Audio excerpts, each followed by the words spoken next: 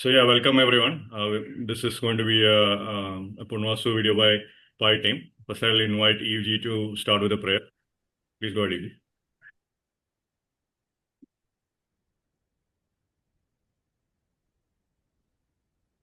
ॐ गणपतये नमः। ॐ श्रीगुरुभ्यो नमः। ॐ ऐं सरस्वत्यै नमः।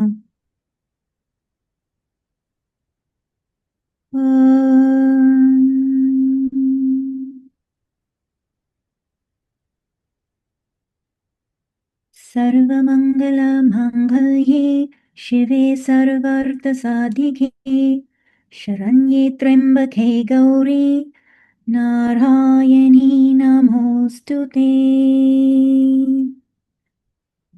ॐ सर्वमङ्गलमाङ्गल्ये शिवे सर्वार्थसाधिके शरण्ये त्र्यम्बके गौरी नारायणी नमोऽस्तु ते। नारायणी नमोऽस्तु ते। नारायणी नमोऽस्तु ते। Yes, enjoy Diwali. Great, awesome. So let me share my slide. So Punarvasu,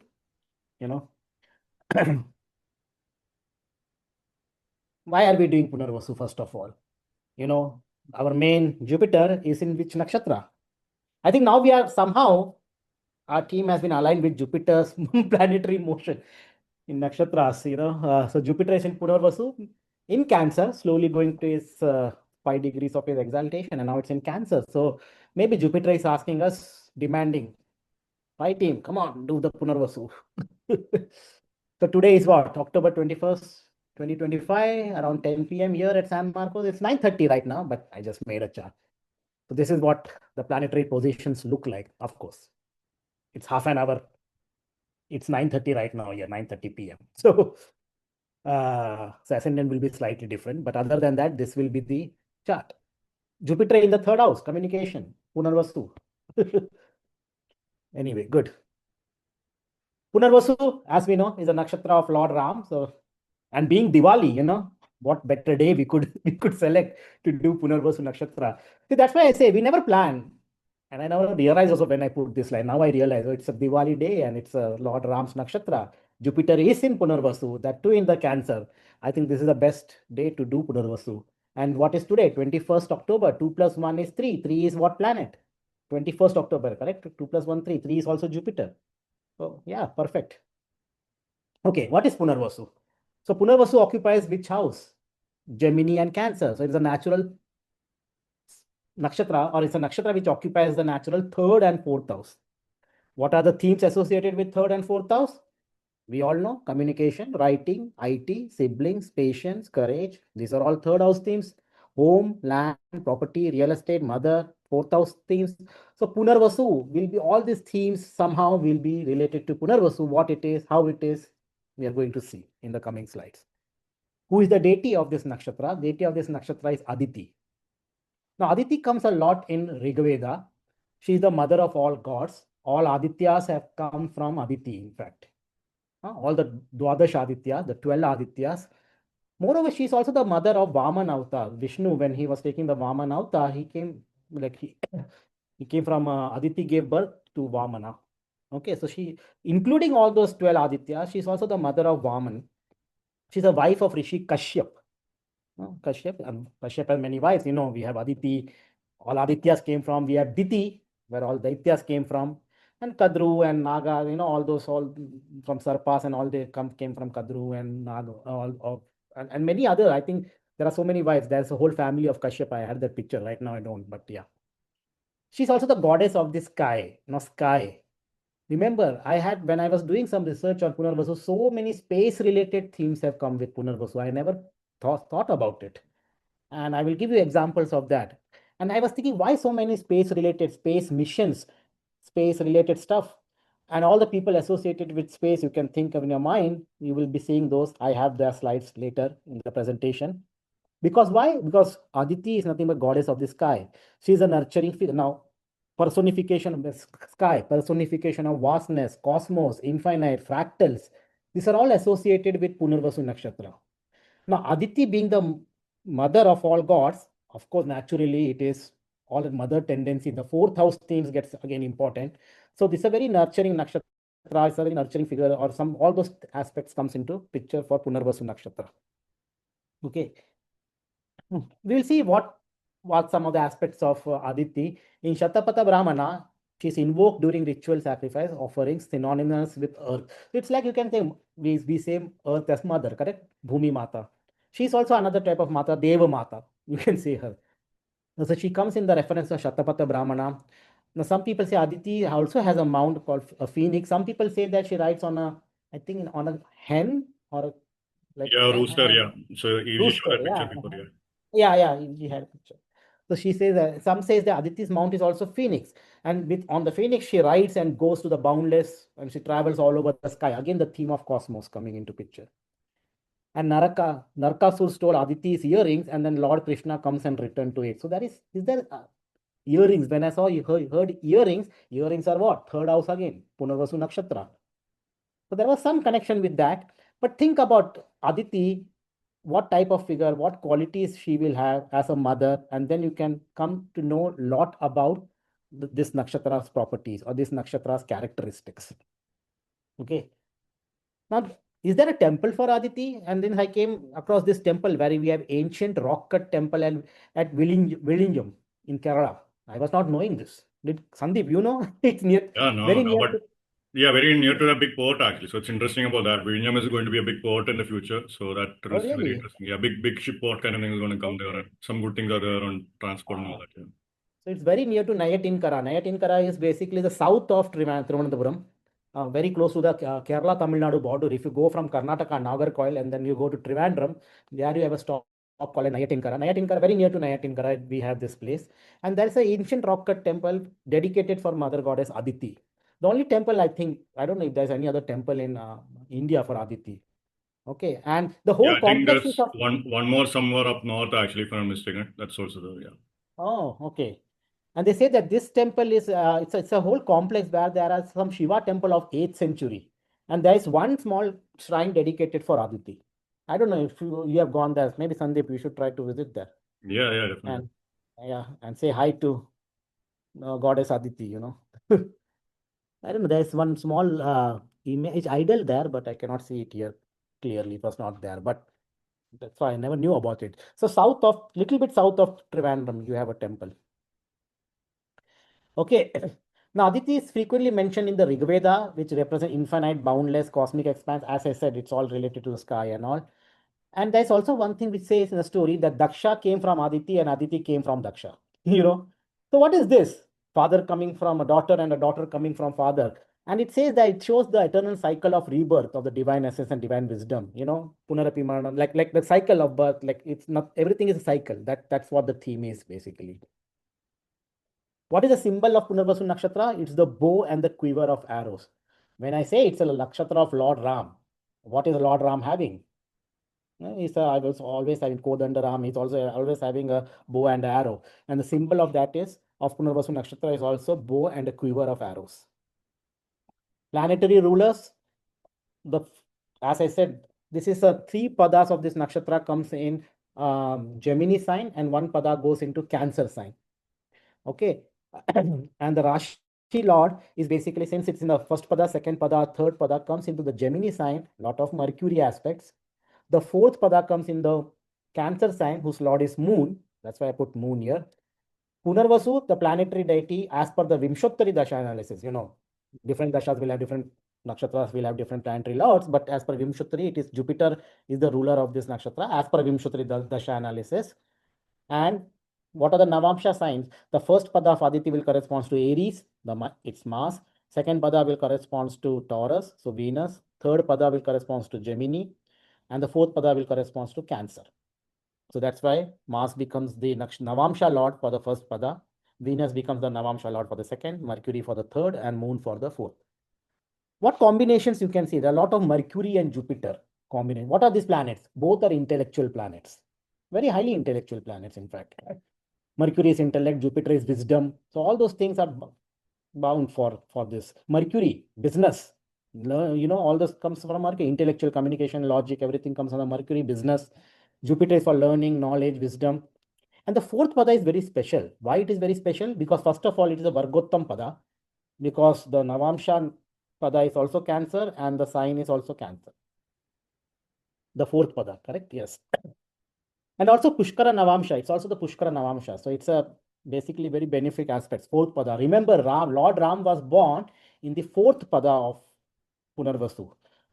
So he was born with, I think these gods take very special signs to be born, I guess. So somehow Krishna was born in the second pada of Rohini, they say, and then this Lord Ram was born in the fourth pada of Punarvasu.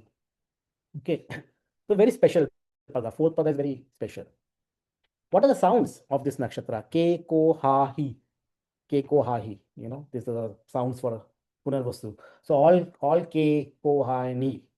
And Dr. Pai will say today what happened before we started the video of Punarvasu. That's something secret I'm going to keep, and Dr. Pai is going to reveal what Punarvasu Nakshatra themes are playing for us.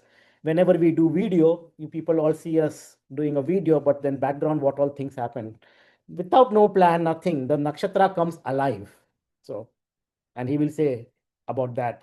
Interesting thing, phenomena happened with Dr. Pai. I think all Punarvasu themes became alive for him. Okay, what are the sun transits dates? Now, Gemini, it spans from what to what? Punarvasu Nakshatra spans from Gemini 20 degree to Cancer 3 degree 20 minutes. And when the sun transit, July 5th to July 20th. This is the time when the sun transits. So around July month, mid-July, that is when sun is going through Punarvasu Nakshatra. What are the nakshatra? As I'm an astronomer, of course, how can I leave, astronomy? So there are two main stars. What is Gemini? Gemini is what? We know it's the twins. So two. So you can see this, two boys here hanging, face, body, hand, two legs are dancing guys here. Can you see those figures? Yeah, we can, yeah. This person. So twins. One is called as Castor, one is called as Pollux. Castor and Pollux are the two yoga taras of Gemini Nakshatra. In the sidereal system, their Castor is about 26 degrees Gemini and Pollux is about 29 degree Gemini. Okay. And if we consider, as we know about the precision of the Earth's axis, right now the spring or the vernal equinox is at Uttar Bhadrapada Nakshatra, and it shifts every 1 degree in 72 years. So if you go back like that, between 5,438 to 6,392 BCE, that is about 6,000 years before the, I think 6,000 years before the Common Era started. That means 8,000 years from now, the vernal equinox was at Punarvasu Nakshatra. Okay. So that's, I wanted to say some story. I was attending this conference last with Dr. Raj Vedam. In fact, maybe this time also we are going to have a conference by from Hindu University of America, where myself and Eve and Dr. Raj Vedam are going to talk about it. And we have made a promotional video. You will get it. Try to see it. I don't know. Maybe I will bring at this point, Eve, if you would like to say about the our retreat that we are planning in few sentences. Maybe this is the right time since I bought that here. Oh, yeah, Togiji, I would just say that they should see the promotional video and they can go to the HUA website as well. But yeah. So I will say about that, we are planning from December 11th to 14th this year retreat, where Eve is going to talk about Falita aspects of it. I'm going to talk about astronomy aspects of it. And Dr. Raj Vedam is going to talk about historical aspects of the Indian astronomy and many facts. And this one example which I'm going to talk is from last year's retreat.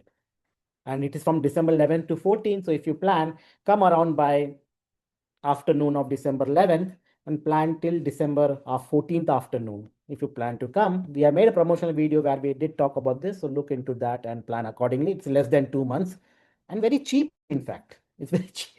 And we only have 50 spots. We cannot go over 50 attendees. And we already have some registrations. So that's an important part. I don't know if either of us, maybe you did mention, but yeah, we can't take over 50. Yeah, because we have we are going to see from telescopes also. So that's why we are capped to only 50 people. But anyway, we will see a lot that in promotional video, but let's come back to what example. So Dr. Vedamji was saying that there was a text where they mentioned gods got confused and they wanted to know when to start the ceremony, the religious ceremony. So they all went to their mother, who is Aditi, and they consulted her. Okay, when we have to start, we are like, because of the something. Now what that something was, maybe due to precision of Earth's axis. and they don't know when to start the religious thing. So the Aditi, their mother said, all the ceremonies has to start and end with me. Something she said that. What does that mean? That means that during at that time when this conversation was happening, the spring equinox was at Punarvasu Nakshatra. So that means that event would have happened about 8,000 years from now, around 6,000 BCE. Okay, so all the nakshatra and all should be start when Punarvasu Nakshatra is at exact east. Now, what is exact east? When the vernal equinox, that point is the exact east, when it rises. And it should start from me when Aditi is saying, who is Aditi? The deity of Punarvasu Nakshatra, which means the vernal equinox is in Punarvasu Nakshatra. That happened when? 8,000 years from now. So around 6,000 BCE. So that tells you how we could code those texts, Rigveda texts. So these are some of the examples which you will be hearing from Dr. Vedam a lot when you come to this retreat. So, and different aspects of it, how he makes those. It does talks, man, there are many things he talks about it. I'm not going to steal the show, what he has to say, but how he could relate all this antiquity of Indian astronomical text from really the scientific data which has been now been publishing in Nature and all those things. He did show some examples of that. And it's again, they all need nakshatra background stories. So nakshatra is important, like they all have to know nakshatra there, because sometimes Yama is trembling and all. What does that tell you? Which nakshatra is coming? Yama is shaking, trembling and all. Bharani nakshatra comes into picture. So you will need to know nakshatra's background. So that will be fun to see. Only when you have these aspects of both astronomy as well as some of the nakshatra background theory and all, then you could connect both and then it works. Then you could really appreciate the subject, I will say. Anyway, coming back to Punarvasu. So far, good. Am I going too fast? Sometimes I feel that I go very fast. That's after all, when so I good, Aditya. Yeah, I think just continue on. Yeah, great. So what happened when what happened at 6,000 BC when vernal equinox was in Punarvasu? It's called as a final stage of the last glacial period. Okay, and the rising sea levels, agriculture, nurturing factor. Agriculture really was growing at that time. Domestication of crops started like wheat, barley, potato, squash, and all those. Yeah, I had a very nice opportunity. I should say you this. Just 3 weeks back, I had an opportunity to go to UT Austin. Okay, there was some conference and I did go there. So after we had a dinner at the conference, and there was this one guy who talked about his main area was dinosaur paleontology. And then he was like, okay, after dinner and all, we had a nice, fun presentation. He said, okay, now let's imagine that you are in that dinosaur age. What? Now there was no crops, there was no grass grown like rice. You don't have all those. What you will eat? If you want to drink, you don't, because you can't drink beer because beer needs barley and all. You don't have that. So what you will do? How will be your lifestyle? So he took us in that way, and he was telling us what crops was there, how you will live, what spices. Well, there were mushrooms there. He said, there were mushrooms, so you could eat mushrooms. You cannot make beer and all. No carbohydrates. What it will be? How will you survive? So he was telling, it was very nice thing. So I realized there was no potatoes and squash grew after that. It came much later, not during the time of um, dinosaurs. Of course, you could eat meat because meat hunting was common. Uh, but and then it was nice. Now I don't remember what all he said, but it was very funny to say, okay, you want to have some exotic thing today, what you will do? Okay, some blood of this and all. That's all available at that time. You don't have fruit juice and all. Unfortunately, that's there like during that period. So it was nice thing to see. It was after dinner, a fun talk basically. It was some astronomy conference and they had this. Yeah, at least mushrooms were right. So those cavemen probably became high or something. So probably that I kind of thing don't might know have happened. So yeah. about that. What type of mushrooms we don't know, whether it was. Right, true, yeah. But remember, that was a time when these crops were growing. Why crops were growing at that time? Because what is Punarvasu? Gemini, Mercury, green color, crops, all those things were coming at that time. Now, Punarvasu Nakshatra, as I said, is the month of July when the sun is in Punarvasu. It's the peak rainy season in India. Farmers and all are busy growing crops and all everywhere. So it really correlates with the theme of Punarvasu Nakshatra, how it is. After Ardra comes the Punarvasu. So a lot of crops, greenery, plantation, and what is mother does? Aditi is the mother of all gods. What is her job? What is her job? To nurture children, give food to the children. Right? This is what we are going to do. Food, crops, and all. That's what another very important thing which I saw. Very funny thing. We said that Pollux and Castor are the two bright stars of this nakshatra, right? Punarvasu, twin stars. Pollux is the brightest star, 34 light years away. It's the mass is 2 times the mass of sun and 9 times the radius of the sun. Pollux is one star, but the other one is very strange. Castor. Now, what is Castor? Is the other star. Now, Castor, it's not just one star. I don't know whether I could see this here or where is that? So interestingly, what is that? Castor is like there are not one star. There are 3 stars in Castor. Castor A is a primary star, then Castor B and Castor C. So there are Castor, you can see this Castor A, Castor B, and there's one more Castor C. So there are 3 stars, and each of these 3 stars has one more partners. So there are total how many stars? 6 stars, correct? 3 main stars. Of course, one is really the main, second is little bit less bright, third is little bit much more bright. So these are the 3 main, and each 3 of them has like one partner. You got the idea? Make sense? Yeah. Oh, okay, now you all came here. I could see them. Where is it? Punarvasu, correct? Repetition. Right. Got it. Okay, so there are how many stars? 3 main stars, and each one has got their own partners. So there are basically how many stars? 6 stars. Did you get the idea? 6 stars totally. Yeah. 6 stars, and see this picture. How many people are here? Lord Ram and Sita, 2. Lakshman, 1. With Hanuman, 2. And then Bharat and Shatrughan. So it's like when I see this Castor star, and when I see Ram's Darbar, this photo is called Ram Darbar, right? Darbar of Ram. 6 people there and 6 stars there too. Exactly resembling like Castor family. So it looks like, and this is the nakshatra of Lord Ram. So it tells me that Castor A is like the prime Lord Ram, and the partner that is going is like Sita for that. And then Hanuman and Lakshman. So it looks like the 6. I just made up that. I don't know whether it is true, but exactly resembles like the Ram. Castor constellation itself resembles like a Ram Darbar to me. Is that a coincidence? Maybe. Who knows? You got the idea? Make sense? Yeah. That was, and this is all Castor A. This is a partner of Castor A star. This Castor B, the next dominant, his partner, and then Castor C are almost the partner, and Castor C's partner almost similar. When you compare our sun, it's like this compared to them. Our sun is much smaller compared to Castor A and all. They are the size of sun is very similar to Castor CA and CB. Just to comparing the sizes. If you take a powerful telescopes and see the Castor star, you may see this type. You can't see the 6 stars, but at least you could figure out that there are 2 stars. Okay, so this is what the story of Castor is. What are the Punarvasu characteristics? The star of renewal. Its power is to gain or receive objectives, ability to grow, air or wind is the basis above, basis below is rain or moisture, desire is to produce herbs and again herb and trees. Lot of vegetation and cultivation and forest aspects are coming in Punarvasu. Pasutva Praprana Shakti, power to gain or receive objectives or ability to gain wealth, revitalization of plants, again plants. So very much connected with the plants and forest area and all those. Purushartha is Artha, Gana is Deva, Trimurti is Brahma, animal is female cat. Chara Nakshatra, movable Nakshatra.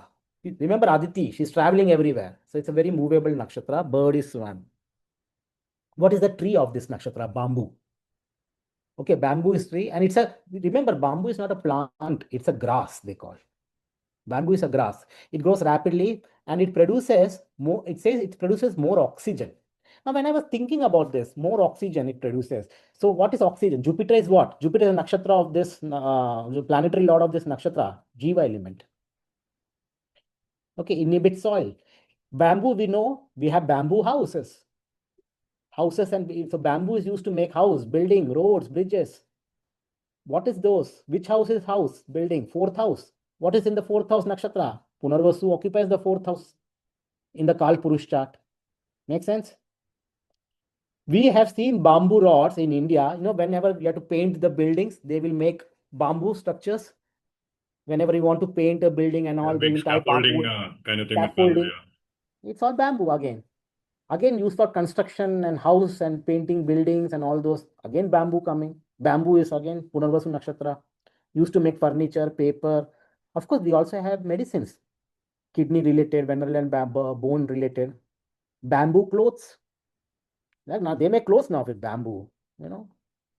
And even for food, have you eaten those vegetable bamboo shoots? They make bamboo stem. They make those vegetable. My mother used to make. I never used to like. Still remember my mother. Yeah, I never liked that. Yeah, but my mother used to make the bamboo shoots. She used to make vegetable of that, so you could eat that. So it's also used for food, nurturing. You know. So it's used. It's very common thing. I don't know. Have you heard? Anyone has heard about those bamboo vegetable, like the stem? No, It's a I've not common. had it, but I think I heard about it. But yeah, Yeah, I yeah. haven't heard it. Yeah. Yeah.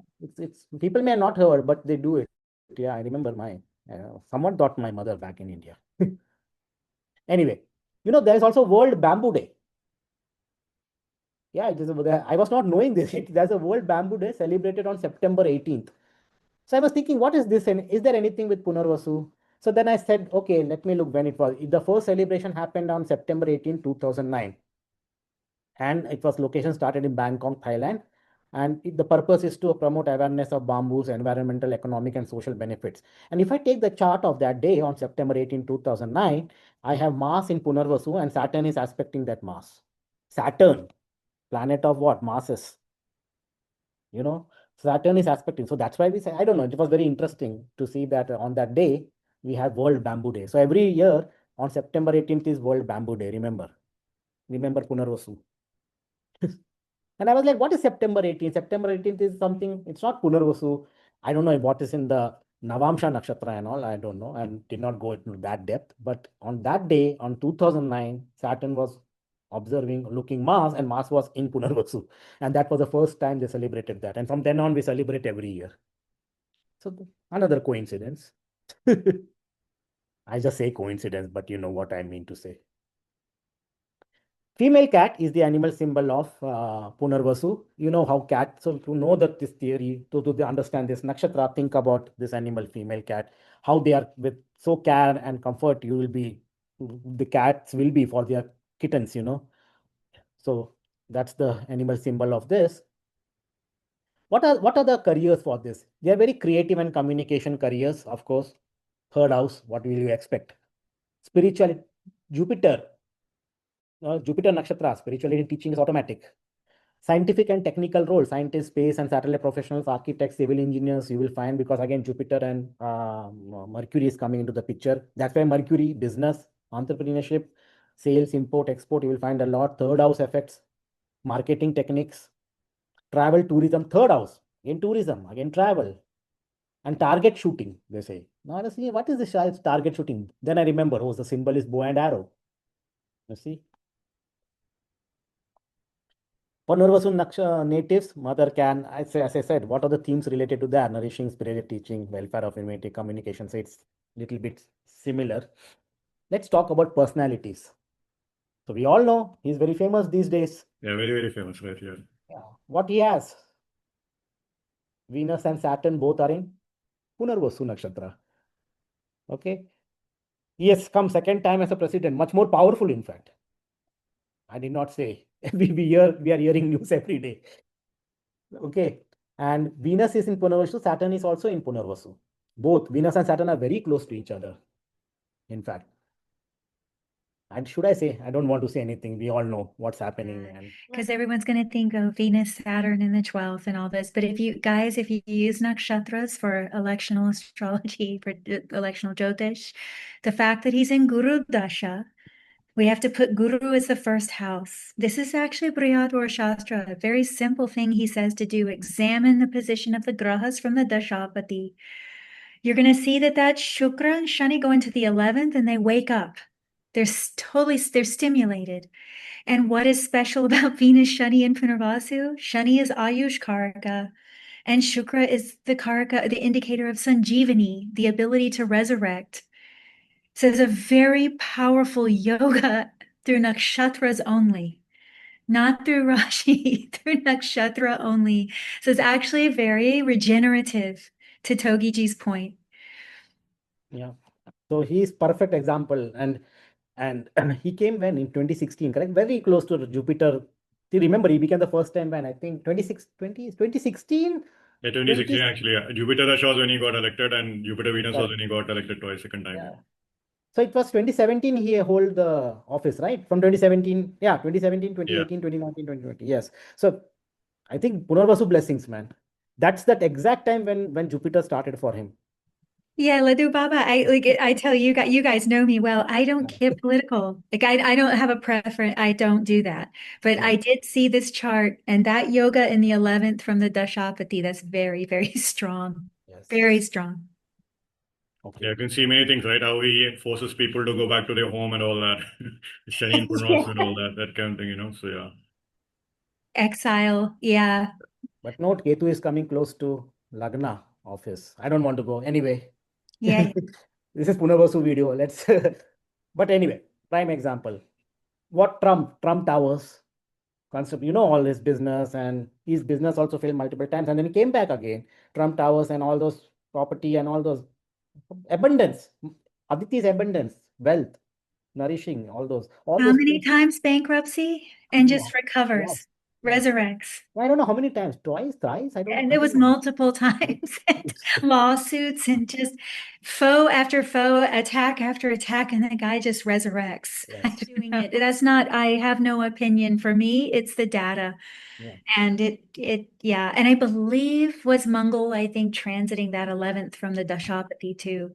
And that's even stronger. The Mangal Shani can make someone very victorious. So anyway, just from a data point, guys, this guy just keeps coming up and going like that. But definitely he has Punarvasu's energies. So it's one of the billionaire nakshatras as well. Very common for business and all of this stuff. So it's the whole story. Yeah. Real estate. Right now he's running Jupiter Venus too. So Yeah. currently. So Venus again is in Punarvasu. So and he came second time. So very, very, very close. So anyway, Punarvasu team playing with him. Aditi is very happy with Donald Trump, I guess. So great, awesome, good for him. Then I said Punarvasu is very much related to space, correct? And I was looking space, Yuri Gagarin Vostok 1. Vostok 1, first spaceship launched by a human was Vostok 1, and that was on 12th April 1961. Flight lasted for 108 minutes. The first flight lasted for 108 minutes. Is it a coincidence? 108, we know. Special number, correct? 108 is a special number for us. And Vostok 1, which was launched on 12th April 1968, that flight also. So the first flight was for 108 minutes, guys. So again, a magic number. Okay, anyway, on that day, I don't know the exact time, but anyway, is there something in Punarvasu? We don't know about ascendant, so we don't know about time, forget, but Mars. Mars is, as Deepji also mentioned several times, Mars is science and all. We have a lot of Mars. Science, Mars is a very scientific planet actually. Punarvasu, Mars was in Punarvasu. Physics. Physics, yeah, space. Yeah. Yuri Gagarin, we all know, the first man, space and all, very famous guy. Remember, it was not Russia. At that time, it was Soviet Union, USSR. So why? Punarvasu is what? Nakshatra of space, cosmos, infinite, all those things. Playing a picture. Do we have some more? Yeah, yes, we do have many more examples. Togiji, this is an interesting point you're highlighting here about technology. Yes. I mean, we see Guru because he's a Kash Tattva. We see Guru involved in a lot of tech people. Yes. But what's fascinating is the whole weapons element with Punarvasu, divine weapons in the story of Sri Ram. I'm just recognizing this here. There's some pattern with this tech. Oh, wait, weapons. You're saying something. Slide is coming. I have that. I have that slide too. You brought a good point. Good point. It's coming. I will bring you there. Just wait. Two slides more. You have pointed a very good thing. Elon Musk. This guy. What do you see? Again, Punarvasu ascendant Mercury. What is Elon Musk doing? Sending all to space. All we all know. So and again, the wealth element, guys, is he the wealthiest man in the world? Yes. Because Punarvasu is the most abundant in the Rig Veda. So I was wondering about that. He's wealthiest man. Yesterday only I saw somehow there was something the wealthiest man, his name came out to be the first one. Okay, got it. Yes. Okay. And space guy, right? Well known for space guys and all. Yeah, the SpaceX, right? Yeah. Yes. This is this German V2 rocket. First rocket to reach space. It reached space only 176 kilometers. Of course, this is 1944. Remember, 1944 is a time of war, World War II. So we were fighting Germany, Germany was Hitler and all was there. And that time we sent the first German V2 rocket, and it was not far, just 176 kilometers, but that was like first time we ever went into space on June 20th, 1944. I don't know the exact place in Germany, but I just put some place, date, some time, and what we see. We don't have Punarvasu here, but lot of We do. I just put it in the chat. I didn't want to interrupt you again. It's hemmed. I remember I always speak about hemmed nakshatras. Yep. It is hemmed between Shani and Rahu. Yep. It's between Shani and Rahu. And So lot you of look to Guru to define it. and lot The of dispositor, yeah. yeah, and lot of Mrigashira aspects. Mrigashira Nakshatra is again what? Mass. And Mrigashira likes to. So this is more of Mrigashira aspects. I forgot to bring this in. I wanted to bring this in Mrigashira, but yeah, point of Punarvasu Hem Nakshatras, and also about Mrigashira, Mass Nakshatras. And you see what that dates corresponds to so well with Mrigashira theme. Mrigashira is what? Going into some space like animal, Mrigashira going like deer basically. And it's like so nicely fits into those. I just thought you could. Searching. Yes. Yeah, I love that. But Mangal nakshatras, they're very technical. You're Very absolutely technical. right. They're very technical, but this is a classic example. Again, Yep. it's funny that you intuitively did that. It's him, Punarvasu. Yeah. Yep. Is only this rockets and spaceships? No, we also have teacher. Remember, Jupiter's Nakshatra. We all know him, Ramana Maharishi. Ramana Maharishi has got what? What else you want to have? Moon and Ketu both in Punarvasu. So Ramana Maharishi, very great teacher. Jupiter, significant of Jupiter and all. And both Ketu, no doubt. You know how Ramana Maharishi was. You should read about him. Ladhu Baba, I think he lived very much like the Rishis in the old days as Oh, well. yeah. In Ram's story, lived very much like isolated, right? Or and removed in nature. And is that moon Vargotham? I think the Midun Pada, the Gemini is Vargotham. Yeah, second one is Is Vargotham. Vargotham. Yeah. Beautiful, beautiful. Yeah. So Ramana Maharishi, exactly fitting the theme of Jupiter. Winfrey Oprah. She is the host, actor, author, media, best communicator. This is richest black woman. Again, abundance. And if you put in the Google, she's known for she's the most richest black woman. Yeah, she And also launched a lot of books and all that. Her Oprah's book list would be famous and so forth. Yeah. she's well known for frankly speaking, I've never seen not much of her videos and all, but it's I think the communication is very effective, it seems, liked by people a lot. So I don't know, but what she has in Punarvasu, Ketu. Great example of Ketu not being harmful immaterially. It could remove people's fear. I love that. Right. It's a very powerful Ketu. It's also that Vargotham Pada. Yep. And all these planets are looking again. You see how that aspects. Danishta is really strong too. It's a strong chart. Yeah. Strong And chart. again, yeah, very strong. Yeah. But again, your point, abundance coming into the picture. Yes. So richest woman. What else we have? Okay, we know this person. What he has, Apple communication device, third house. Steve Jobs, right? For people who don't know. Yeah. Steve Jobs. Steve Jobs. What he has in Punarvasu? Jupiter. Communication device, clear, articulate speech, businessman. And he gave the world the Apple phone. Everyone is talking on phone, communication, third house activation. Clearly seeing the themes of Punarvasu. This was one interesting story. Sandeep, you may be knowing. There is a town in Kerala which is called Twin Town. That town has got the maximum number of twins. Yeah, I heard this before. Yeah. Yes, in Kerala. Okay. Even medically, doctors are amazed to see why this is happening. It's still a topic of research. Okay. Where is this place? This place is very near to Sandeep's place. This is in Calicut, just south of it. 1.5 hours from my place. I'm in Kozhikode, like there, but Yes. Heltur is like literally like 15, 10 minutes, barely 5 minutes from my home. And then Oh, Kozhikode okay. is like 1.5 hours, probably you could say 1.5, 2 hours kind of thing going on here. Correct. So why I was thinking, is that why this number of twins, Gemini is twins? Is there something related? I don't know what it is. I don't have a much idea, but what I understood was there is a temple of Guruvayur very near to it. It's little bit maybe 2 hours, 1.5 hours from Guruvayur north. What is Guruvayur? Guru is what? Again, Jupiter. Is there some Jupiterian energy and all here? Yeah, look at the name of the village, right? That was a big clue. What is this? Look at the Kodini. twin. Kodini. That's right. Yeah. Ko sound is Ko Punarvasu is energy. Yeah. Punarvasu. But again, Guruvayur temple, Jupiter, Guruvayur. Yeah. It's the energy of Jupiter. And Punarvasu Nakshatra is also having the energy of Jupiter Nakshatra. Yeah. And what is Punarvasu? Twins, Gemini. Yeah, this is well known. So is that something playing Punarvasu role playing the town? But there are a lot of towns in India or in everywhere in the world with Ko, K, Punarvasu sounds. So why this has got only so many twins?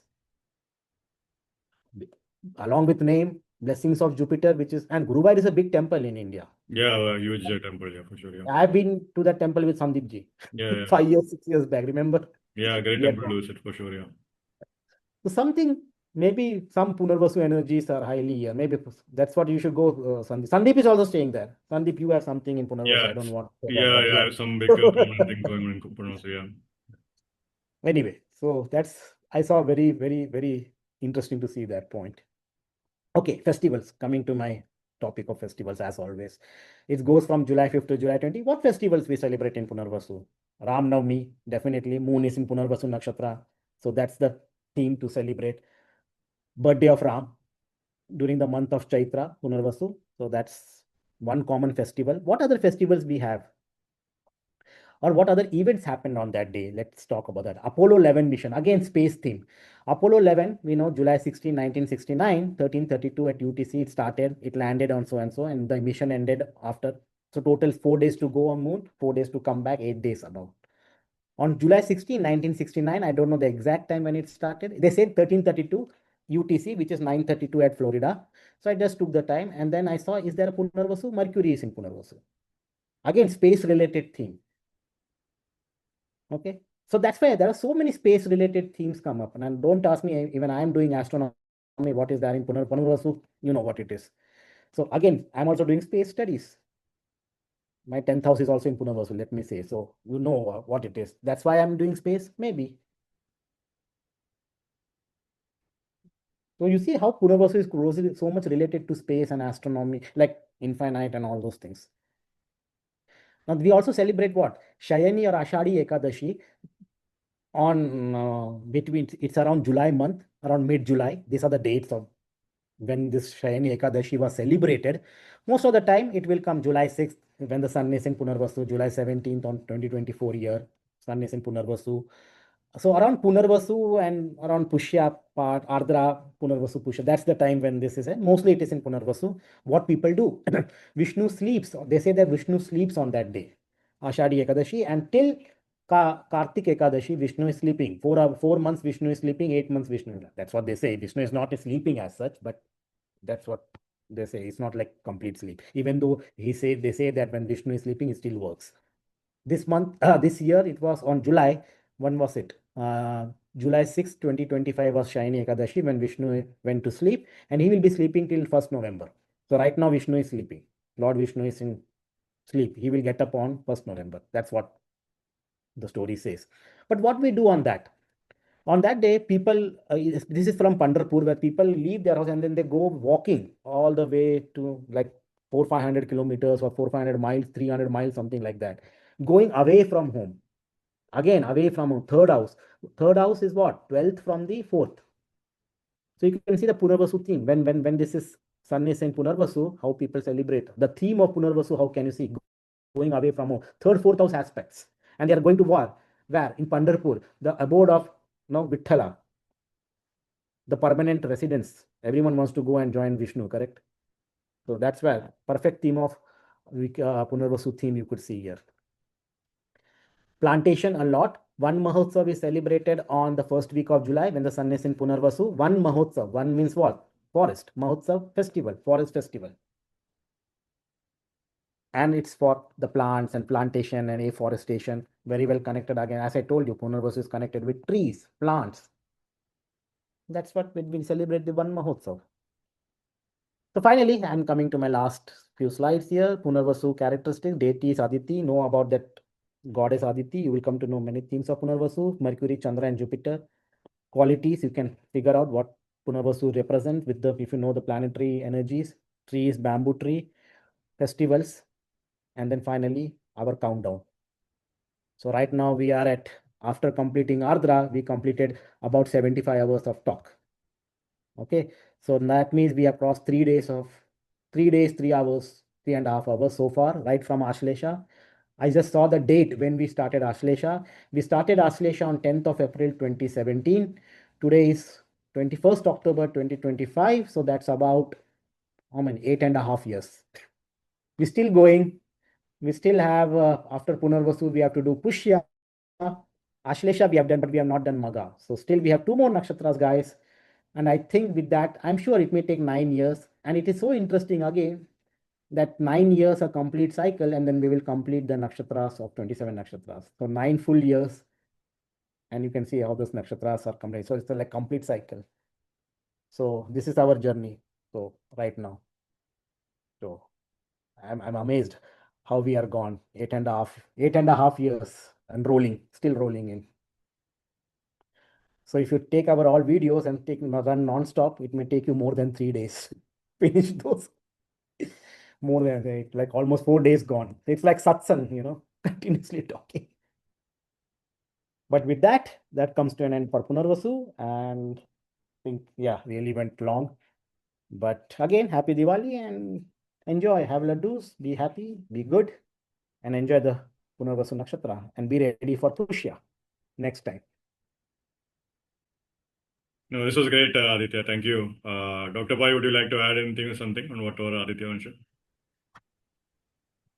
Yeah, I think he always gives us a very good start. So I'm very grateful to Aditya to bring in all of these concepts. Now, very quickly, I wanted to say I like the concept that he brought about Castor and the pairing that is there. I think that is essentially what explains about the principle of Punarvasu. See, the word Punarvasu comes from Vasu, and they are the Vasus are the you have, which is all encompassing, and what resides within it, which means we have an indweller, and then we have a container. This is the principle of all the Astavasus. So if you know this principle, then you will understand what is the greater force that is there in Punarvasu. So if you know the container is earth, Prithvi, or Dhara, earth which supports, then there is Agni which resides within it. There is fireball which is there within the earth. If there is Antariksha, which is space all pervading, Vayu resides, Anila resides within it. So he is the indweller. Then we have the sky, which is Prabhasa, and then we have the Aditya or the Pratyusha who is residing within it, the sun. Then you have the Nakshatrani or Dhruva, the pole star, and we have the moon which resides within it. So these are they are pairs. They are always a couple. They are like a twin. Now, even if you see what he showed after this is Ram Sita Darbar, but if you see within Ram's heart, Sita resides. Within Hanuman's heart, Ram and Sita reside. Now you see this. Even Hanuman Chalisa begins with Shri Guru Charana Saroja Raja. So Hanuman is called as a guru there. Right? Now, which you strangely see, the Vimshotri Dasha period of sun is 6 years. The Vimshotri Dasha period of moon is 10 years. 6 plus 10 is 16 years, which is the Vimshotri Dasha period of Jupiter.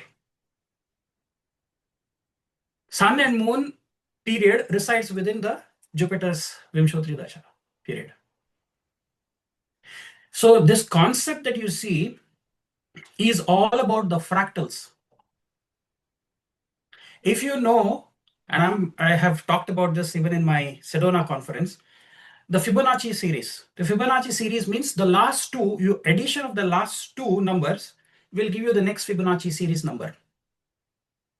Every previous two numbers, if you add them, it will give you the next Fibonacci number. So this forms the golden ratio. The golden ratio is a pattern which is associated with Mahaditi, which is a very unique number, 1.61 something, 48, whatever. It's a unique number which comes, and the numbers keep repeating in this pattern. So this is the beauty of this nakshatra. And if people do not understand the meaning of this nakshatra, then you are missing out, because this is like something that is a multiplier. See, we start with Diwali. We start with the Diwali on a Trayodashi day. This time is even special because it has been Shani Trayodashi. It came on a Saturday. Trayodashi Tithi, which is a Tithi which is associated with helping you to do the Pradosh. Pradosh means what you have to remove the blemish. Then you have to do it on Pradosh.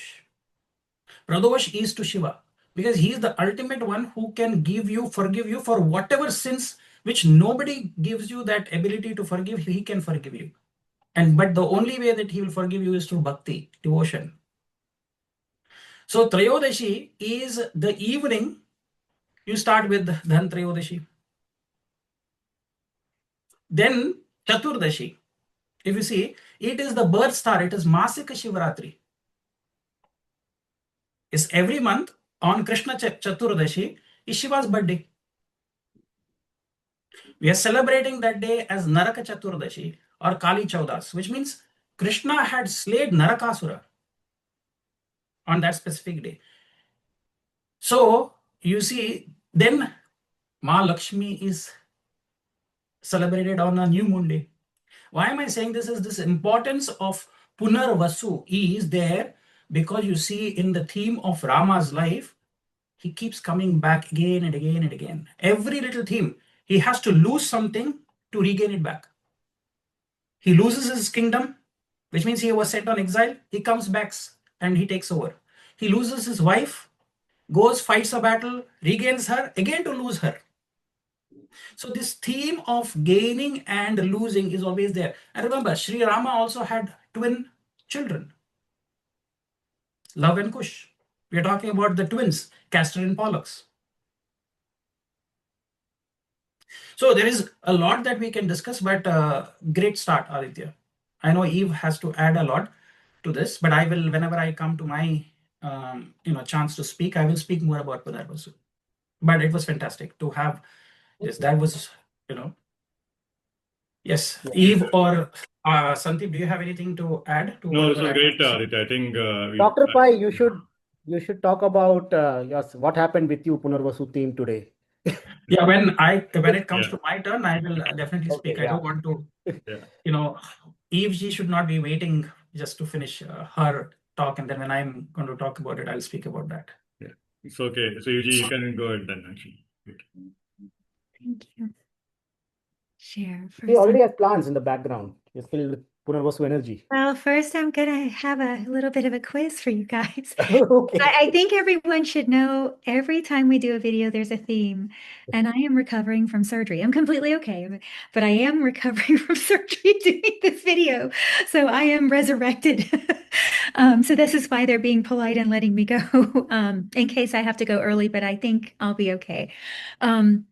And this is how much this team means to me. I didn't want to miss this video for the world. So I want to express before I start, Punarvasu, how grateful I am for you, brothers.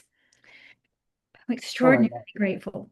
8.5 years journey has been, I think we know each other from more than 10 years now. I'm so grateful. Yeah. So like brothers. So, all right. Speaking of Punarvasu, Togiji had some charts, and so I figured I would let you guys take a guess. Some of you might know whose chart this is. I usually will not pull up the charts of the living, not typically. So I want to be a little bit respectful about this. The person is living. So there is a quality of Punarvasu Nakshatra that maybe some people would feel that was non-existent in some of the people that Tokiji was showing a likable quality. Some people may like those people. Some people feel very much the opposite. Those people like Elon Musk and Donald Trump tend to get a very extreme contrast of people who like or dislike them very much. So this is an interesting chart as well, where this is considered one of the most likable people in Hollywood. Now, which Jyotishi is going to look at Mangal, Rahu, and Moon and say that? I just want to confront all of this ignorance that goes along with planetary combinations and Shani and Rahu, like I always do. I love to remove delusion. It is 100% delusional that this person would have a personality flaw. Okay, what they may have, however, is they may have to go through the karmas. The birth of the phalita, the fruits of karmas may come out into their lives through these conjunctions, but it doesn't make them a bad person. I hear so much about Rahu Moon, and I don't have a Rahu Moon conjunction. It's nothing personal, guys. So now that we're on Punarvasu, speaking truth is one of the powers of that nakshatra. Manipulating the truth or weaponizing words is another power. It depends on how you want to use the power of speech, but Aditi in the Rig Veda is called a Devi of speech, very similar to Saraswati. They even compare her at one point. She's the fabric of Akash, which could be sound. So I just want to highlight the power of this nakshatra. It's extraordinarily abundant, extraordinarily expansive, and it does carry a vibration of Lord Vishnu in it as well, which I'll talk about. So let me share my whole screen so that you guys can see who this is. I'll just share my whole desktop. So this is Keanu Reeves. He is considered the nicest guy in Hollywood. Mars, Rahu, Moon conjunction. So please never say this to another person that, but he's considered very kind, compassionate, loving. He has gone through hardships. But look, he's got that strong placement. The Venus is in fourth pada Punarvasu. He's got two Vargotham grahas, Venus and Mars in Punarvasu, plus his moon is not Vargotham, but it's in Punarvasu. So he's got three grahas, including his Dashapati, his nakshatra of his lagna, which is a dharmapati, called a dharmapati, in Punarvasu, here, in this resurrecting portion of Punarvasu. Venus empowers that quality, the regenerative quality of the Punarvasu there. So here, I just looked up how many times has Keanu Reeves played a savior. Aditi is what? You said it, Togiji, Deva Mata. Yes. The saviors. And Vamana, Avatar, she's the mother of God. But there's an interesting theme that goes on with the mother of the Avatar. So this mother of God scenario here. But it also comes out as the child of God. And I wanted to show this, that there is a Lord Vishnu element to this. And I think Togiji highlighting the Mercury-Jupiter element is really, really potent here. We do a lot of sadhana to Lord Vishnu on Thursdays, even though he's considered to be Budh, Graha's Pratyadi Devata and all of this. He is the Devata of Budh. But when you do like Brahaspati Vrat, if any of you know it, it's Thursday, and Lakshmi Narayan are worshipped in the banana tree, right? This is very common for Guru and Vishnu to have this connection. So anyways, wisdom becomes the savior. Wisdom becomes the savior. So there is something with Punarvasu, which is like the chosen one essence, or the chosen one energy, whether it's in the feminine as the divine mother or whether it's in the child of that. It doesn't mean it has to be masculine or feminine, but I just wanted to show that because it's a pop culture way of expressing how this guy's been. He even got casted as the Buddha.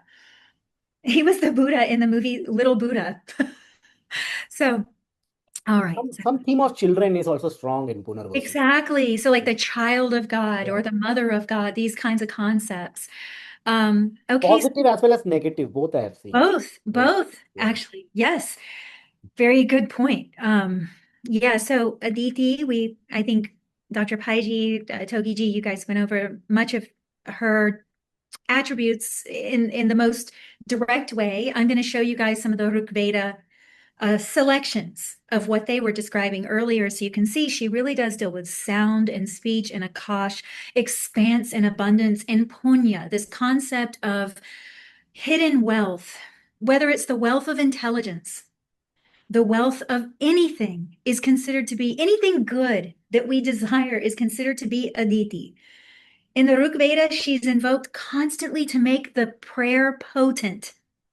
And this is an important concept because you have Aditi, then you have Brahaspati, the Purohit, Deva Purohit, like the priest of the Devas, right next to Aditi. And all through the Rig Veda, you have them asking, please, make this prayer abundant. Make it expansive. Let it grow. Togiji was showing all those very wealthy people. Steve Jobs, Oprah Winfrey, Donald Trump, Elon Musk, this is one of the, I would say, even superficial or shallow attributes of that. The depth of wisdom and virtue, of genuine virtue, when no one can buy you at any price, when no one can shake you, even if they break your bones, when you have to make the hardest decision to hold on to the wealth of virtue. That's the real thing. But all these other attributes of wealth are there, shallow, actually.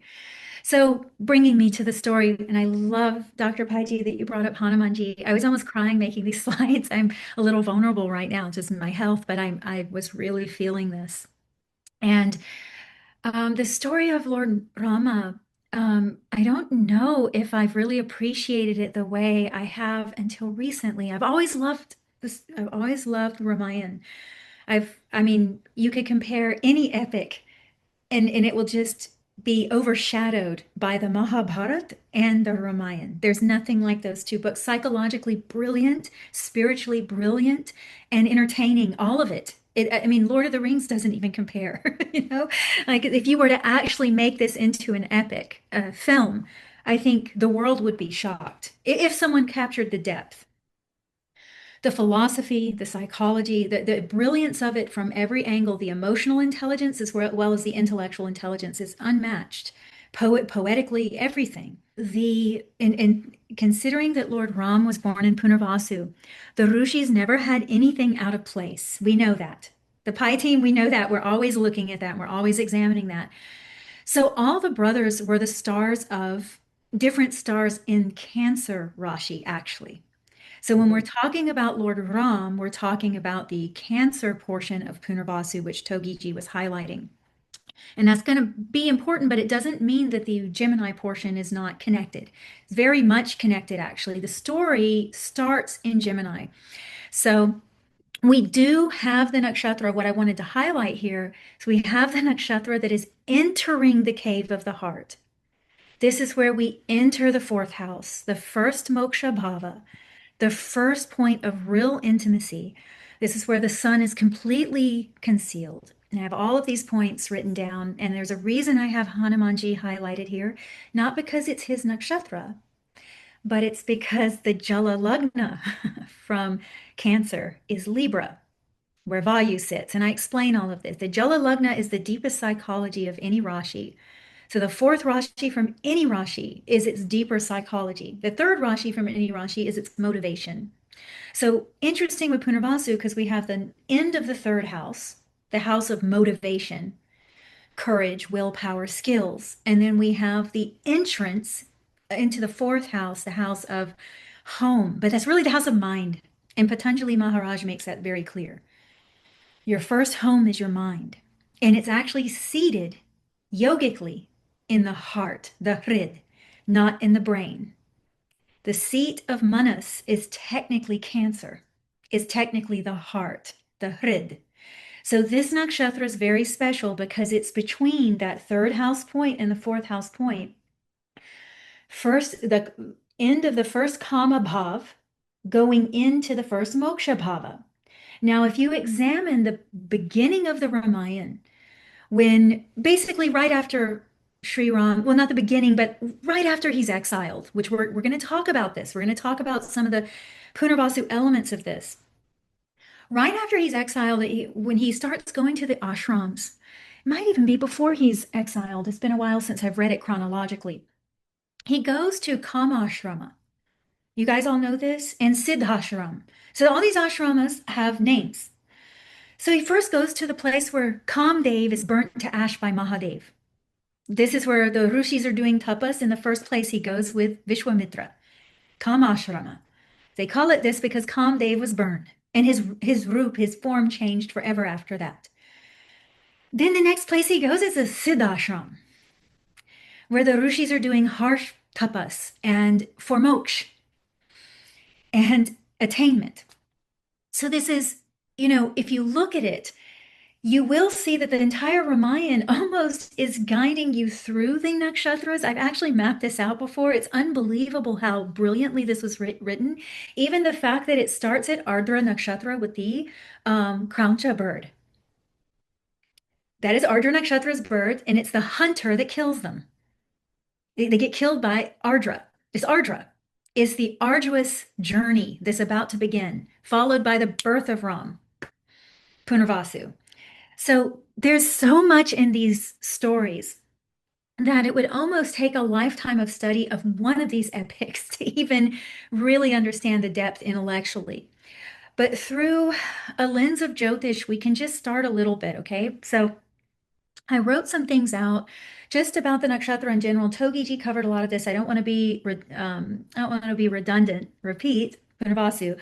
But I will cover the things that he didn't say right here. Just before we go into the story of Ram deeper, let's just look at what Aditi, who she was in the Rig Veda, which you're going to see from actual texts. All prayers and sacrifices, they'd ask her to increase the auspiciousness. She was everything auspicious. So if you think about the importance of that, especially living with nature, it's really going to hit you that most Vedic hymns, majority of them were using speech to speak positively in prayer. Unlike the Greeks, who a lot of their classical hymns were curses.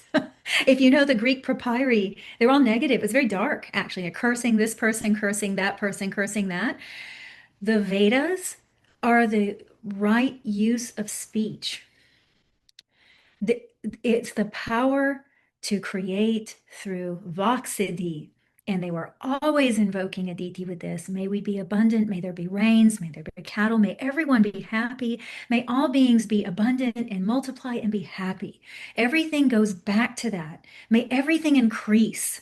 And so this is why Mata Aditi became such a core figure to ask, to make sure that the prayers became expansive, abundant, and auspicious. Okay, so the environment, I like to call Rashi's the environment. Okay, this is the only thing I'll add to that because Tokiji already covered this Mithun and Kark, but the environment is really the Rashi. So the way you could see this is like if it's a desert, that's the Rashi.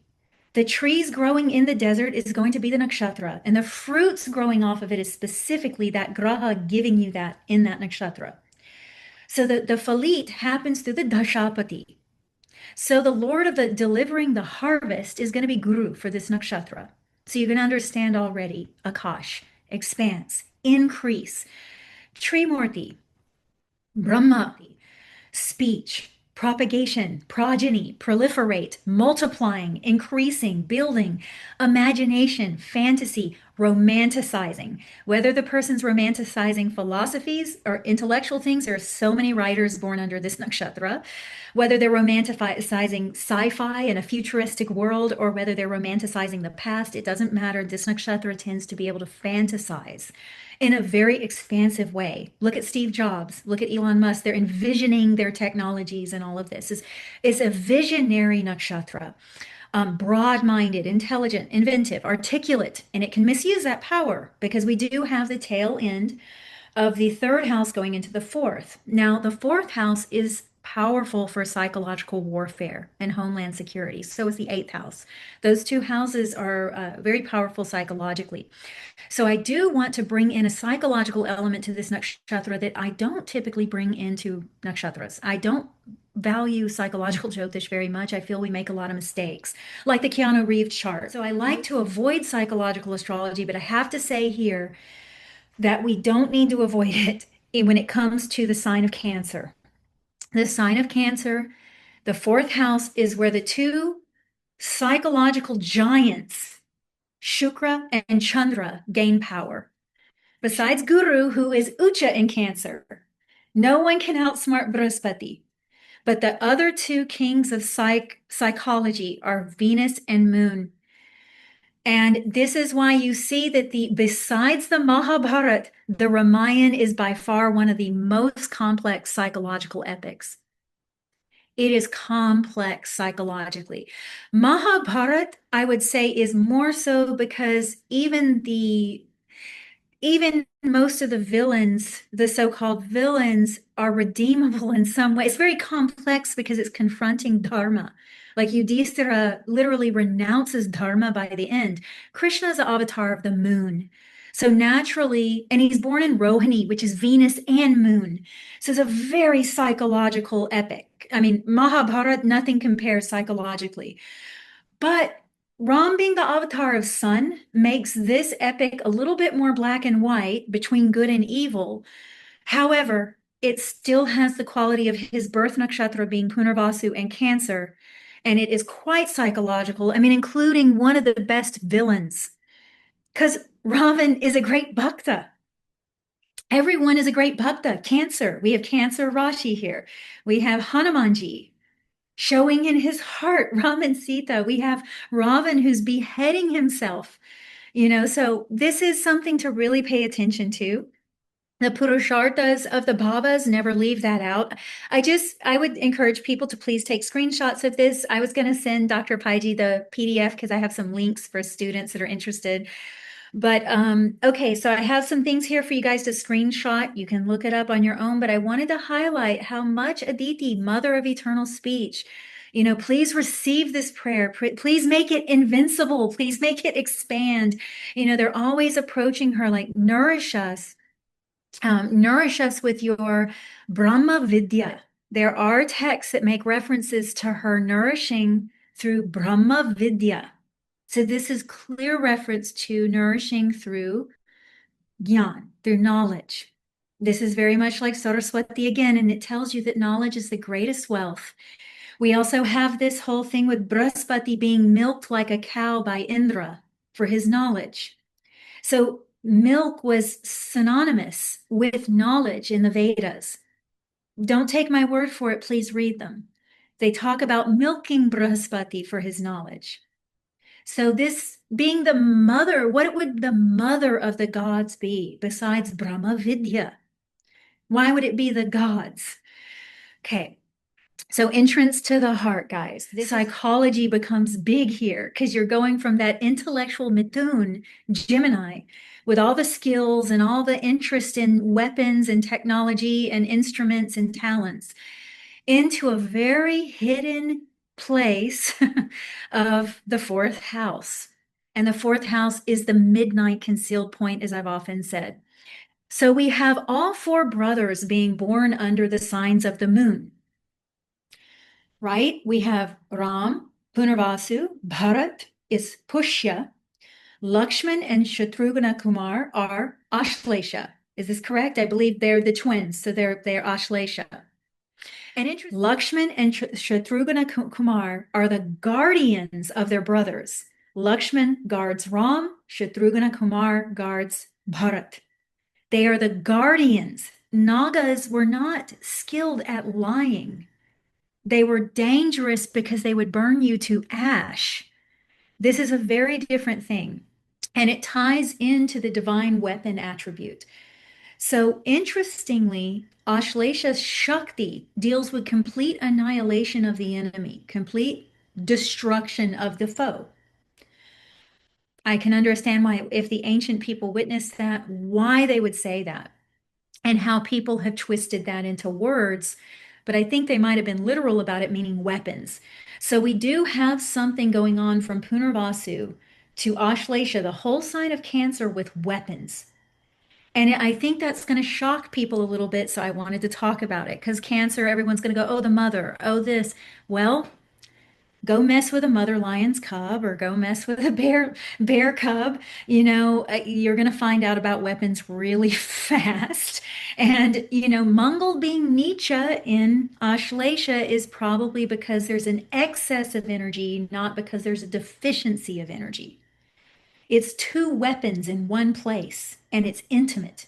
That means you could get, you could really get a big opponent there. I mean, you could get some violence there, maybe surgeries, things like that, because it's too much fierce energy, right? So that could even just affect the health, not even the personality. So to be careful with personality astrology again. But Brahaspati is never considered to be a weapon, however, not by modern Jyotishis, but if you read the Vedas, besides knowledge. For the wealth, maybe Oh, for the prosperity. Like to defeat your enemies kind of thing? Warfare. Okay, yeah. Don't take my word, look it up. Winning in war. He was the warlord. Who was Dronacharya? Yep. Dronacharya was Brahaspati, born as a human. Vidur, Yama, right? So we have Dronacharya was Brahaspati. Just think about it. Master of divine weapons. So there is something to this Jala Lagna and the motivation or the Kama Lagna, which is a third Rashi over. So from Cancer, the third Rashi over is Kanya Rashi, the war. The sixth house is the biggest house of victory. We need to revisit this stuff. Sixth house was victory, is Kanya, is Durga.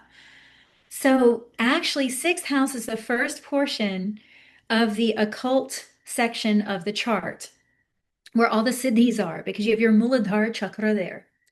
So once you hit that Kanya Rashi, that's the third Rashi over from Cancer. Cancer is very motivated by what? Serving others, helping others, making others feel better. Kanya, Seva, Cancer Rashi wants to help others, is very motivated by Virgo. However, its Jala Lagna is in Tula Rashi, the sign of justice.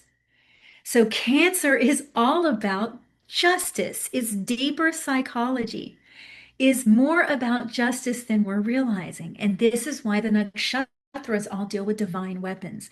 Every single nakshatra in Cancer Rashi is a divine weapon.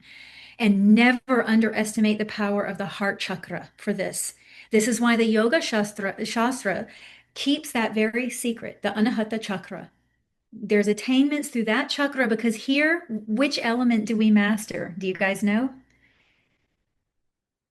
Is it like a Yoga, Vayu Vayu Tattva, Pavanaputra, Hanumanji. It was this chakra where you master which graha, actually. Who is the carrier of Vayu? Guys, Shani. Shani. Shani. Correct? Shani is in the heart of Cancer Rashi. Yeah, 4 to 7, correct, is it? He is the carrier of Vayu Tattva and he is the main karma karaka. Vairagya is one of Shani's names, not Ketu's names, Shani's names. And that is a child of Bhakti. Vairagya is a child of Bhakti. Divine weapons are in the heart. A real king is Karak Rashi. I know we always say Leo. The Jala Lagna of where Surya is Ucha is Cancer. He's the avatar of the sun. He's born in Cancer.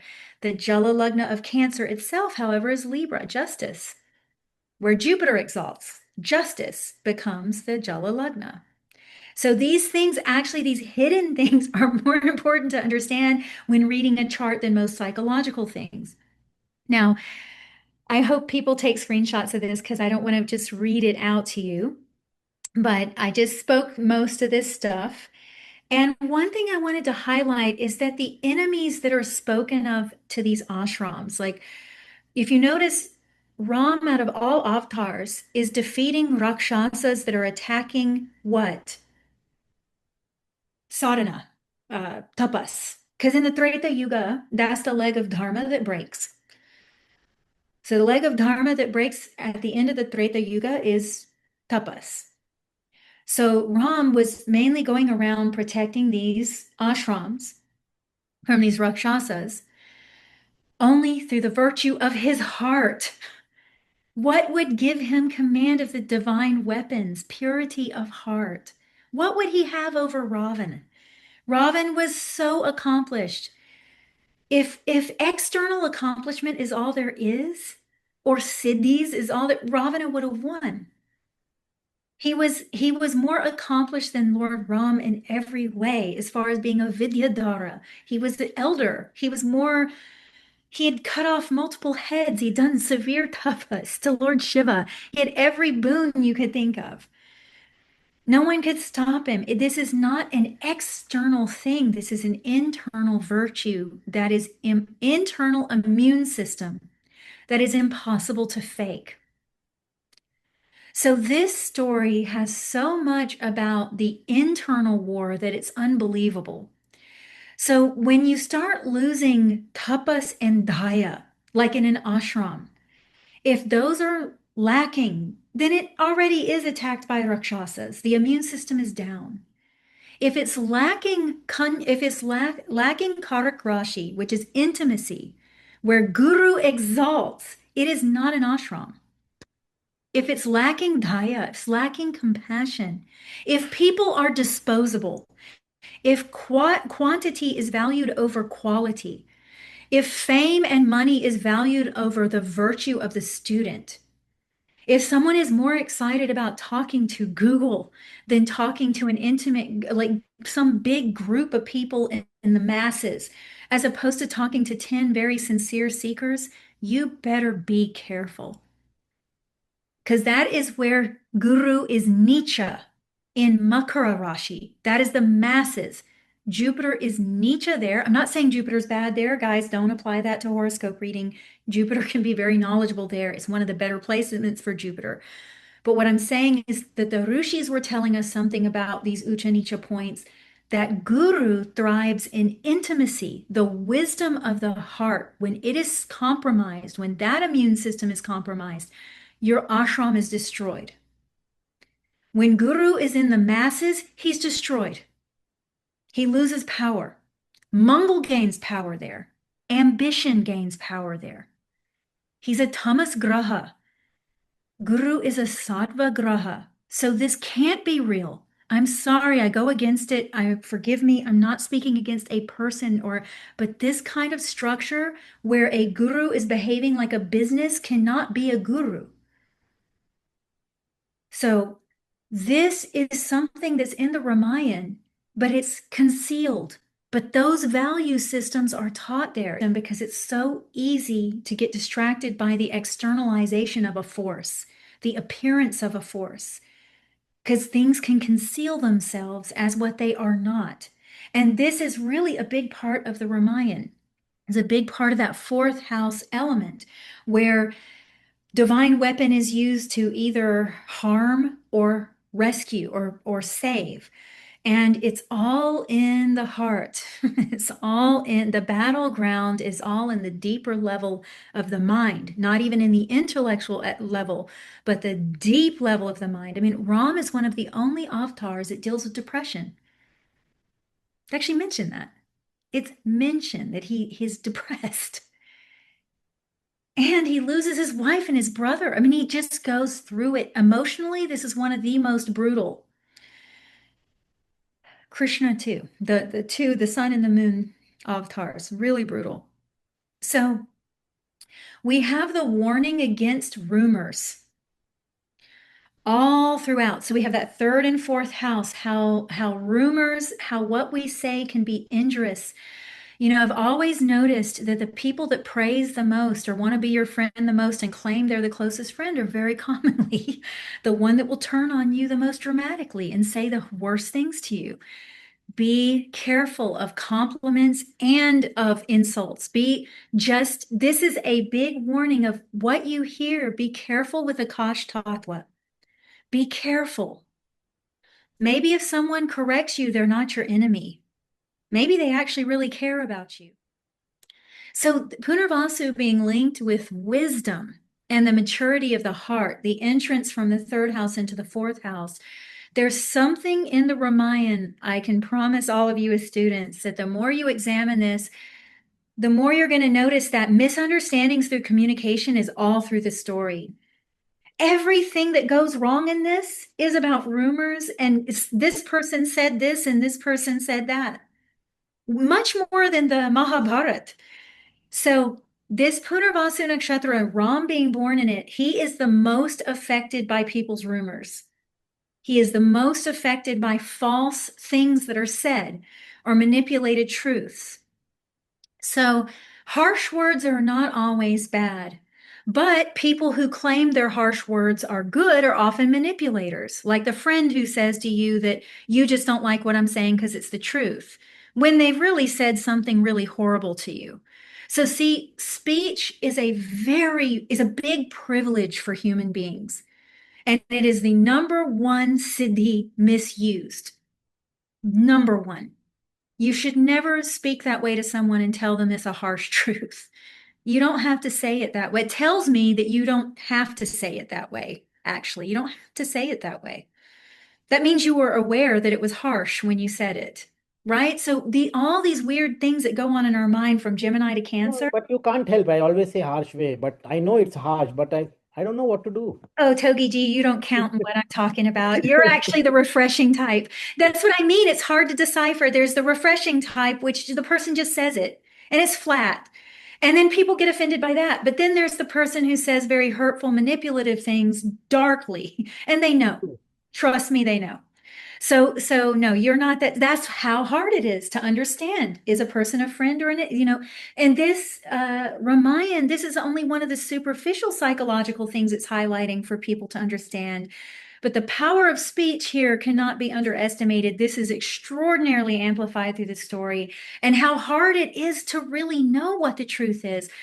I mean, how would she know that there wasn't a plot by the elder queen to rob her son? What if she really thought that Dashrath wanted Bharat to be king and that he just couldn't do it because of an obligation to the elder queen?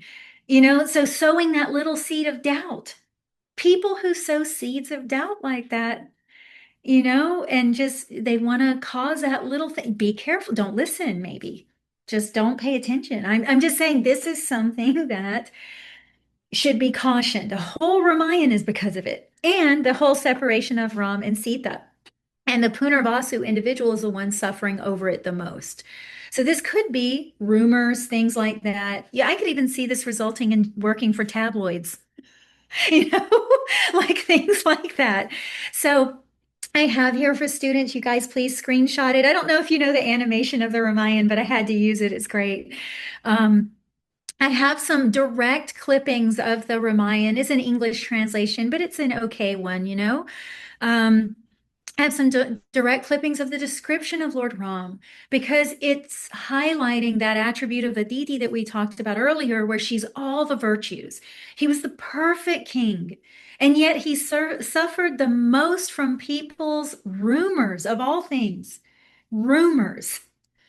He defeated a demon king and could not defeat the power of rumors. I mean, I'm just saying, please look at this. It's something very potent in that element. Most of the divine weapons as well are used through mantras. So there is most definitely an element here of the sound or the Akash Tattva. So even Ram is described as very Cancer-like, very Karak Rashi-like. He's a little temperamental, but he's controlled. So it's interesting because they say, like, in his anger, he tried to smash them out. This is Ram, who they always show just calm. And look at who they said would help him calm down. The Ashlesha native. Guys, I'm just saying, debunk this in your head. Stop listening to things. It's just always poisonous.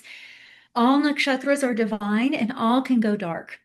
So there's a dark side to Punarvasu, which would be absolute psychological manipulation, 100%. And that's any planet in the third or fourth house too, by the way.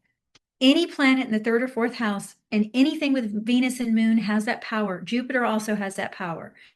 So you can use it for good or you can use it to bring down others.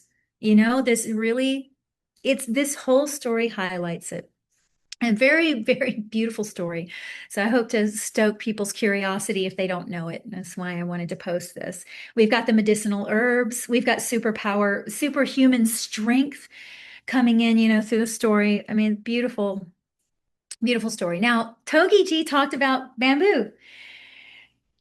Okay, and I love that. Okay, so I did want to talk about some of the natural elements before Dr. Paiji jumps on, and I will just let people take screenshots of the notes I made. That made a lot, guys. I think recovering from surgeries made me crazy. I don't know.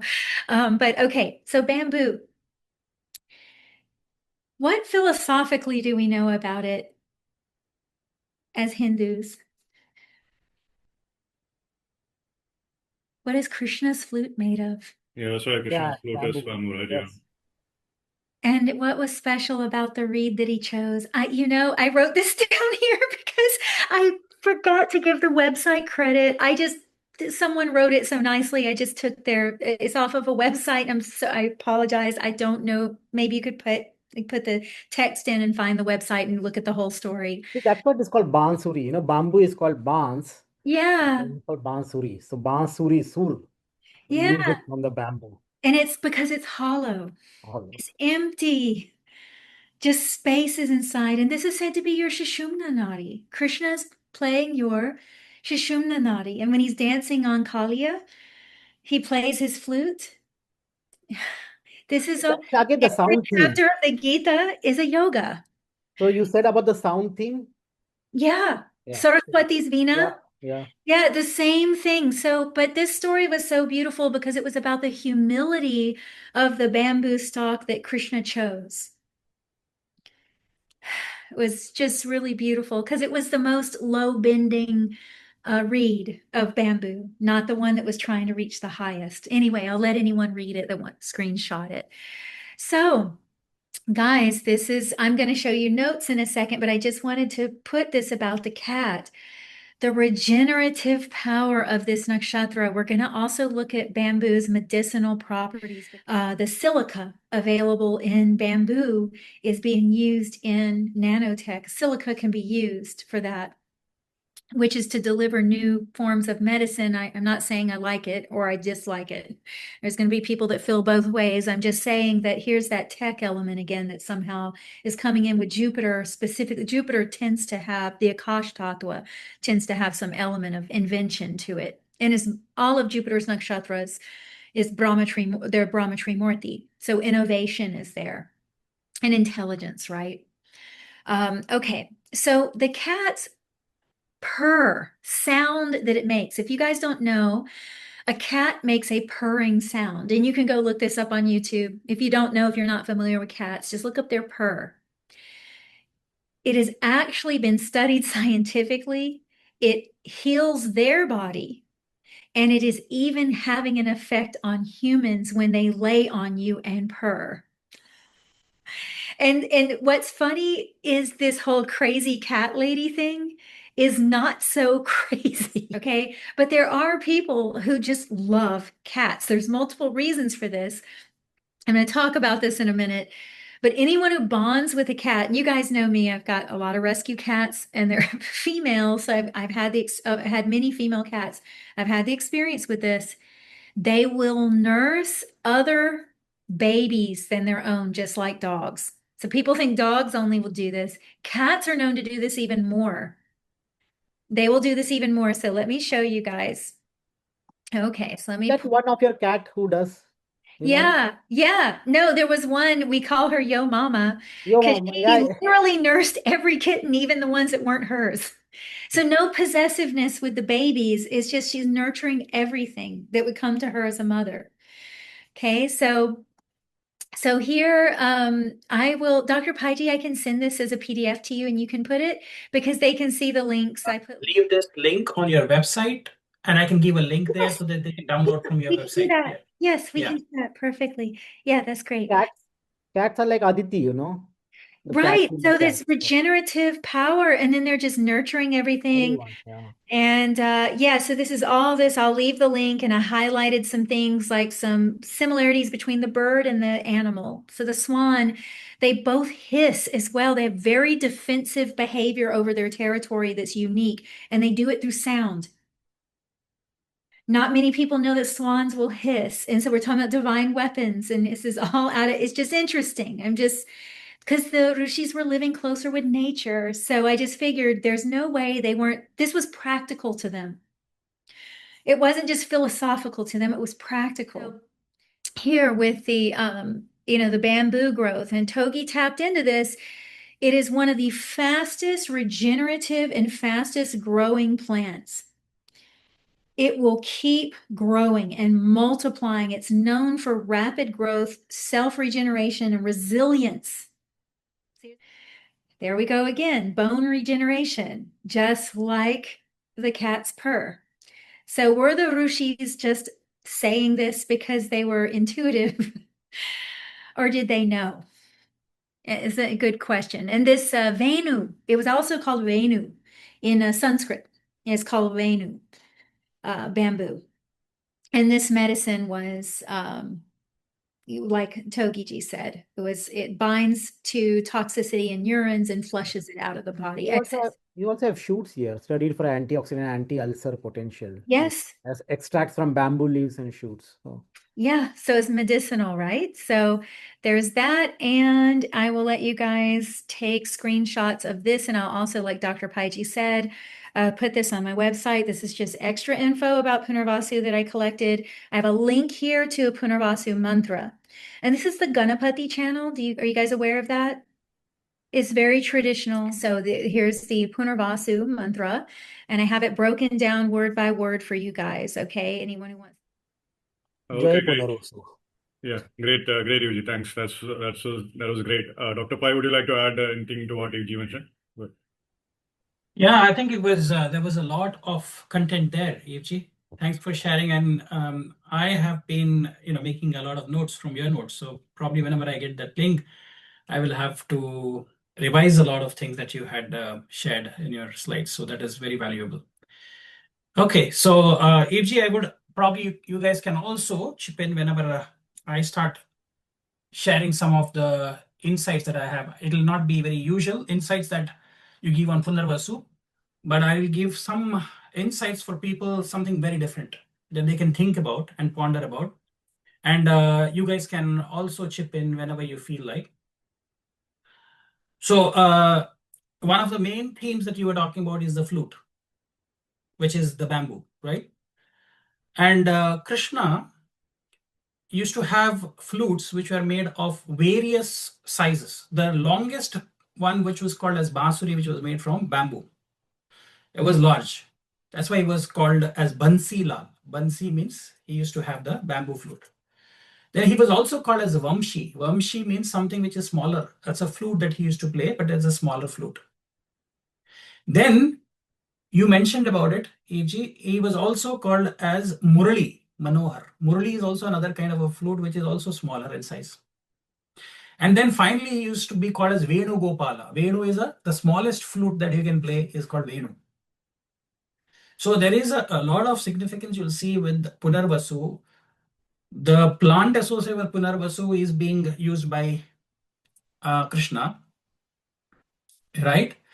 And interestingly, what you will see in the nakshatra, those people who are really fascinated by nakshatra, I think Aditya has already covered it.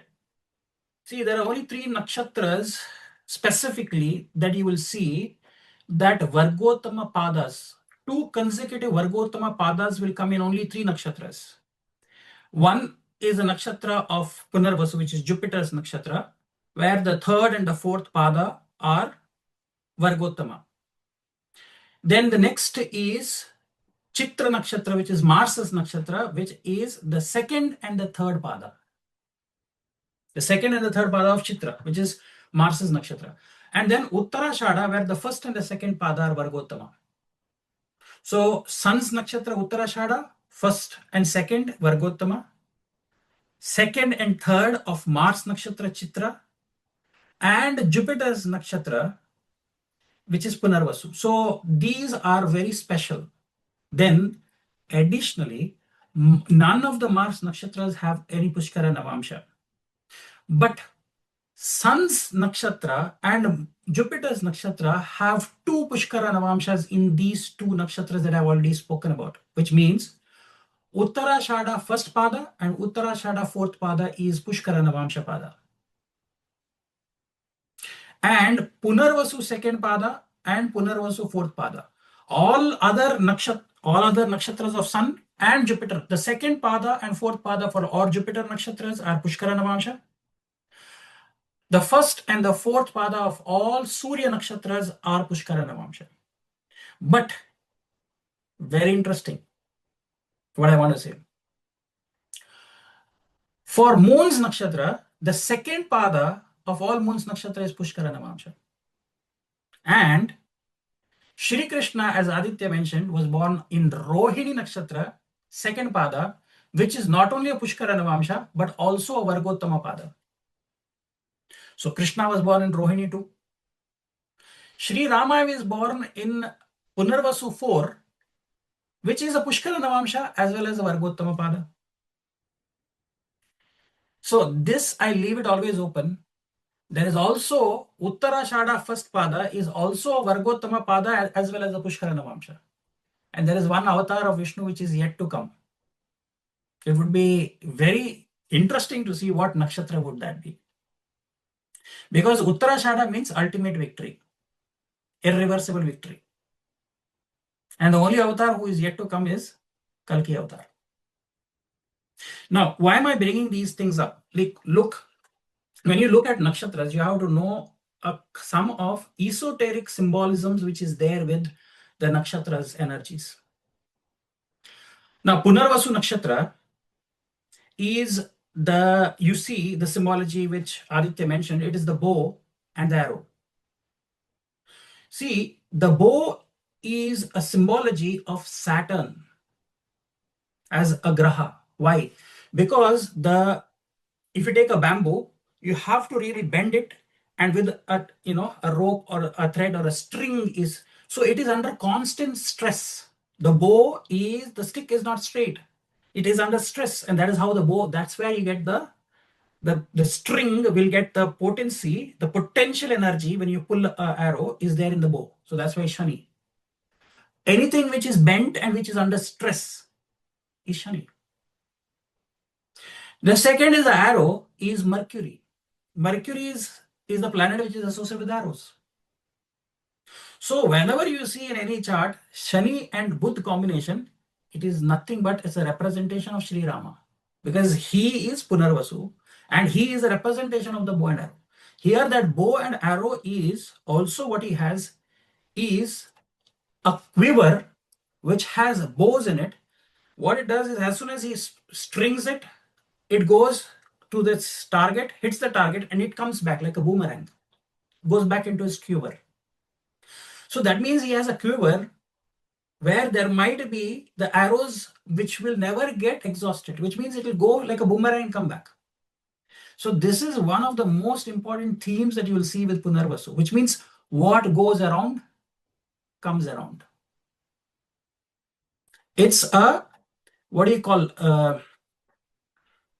what is that thing that you sit on a thing and like a cart and you're going in circles? Merry-go-round. Merry-go-round. So Punarvasu is a merry-go-round. It is merry when you are good and doing good activities. Otherwise, you are doing bad, then you will, that it will not be merry, too much merry for you. Isn't it? See, Ardra, the word Ardra also means wet and green. Immediately after Ardra comes Punarvasu. There is one symbology there. What is the symbology? What is the color of currency? Dollar is green.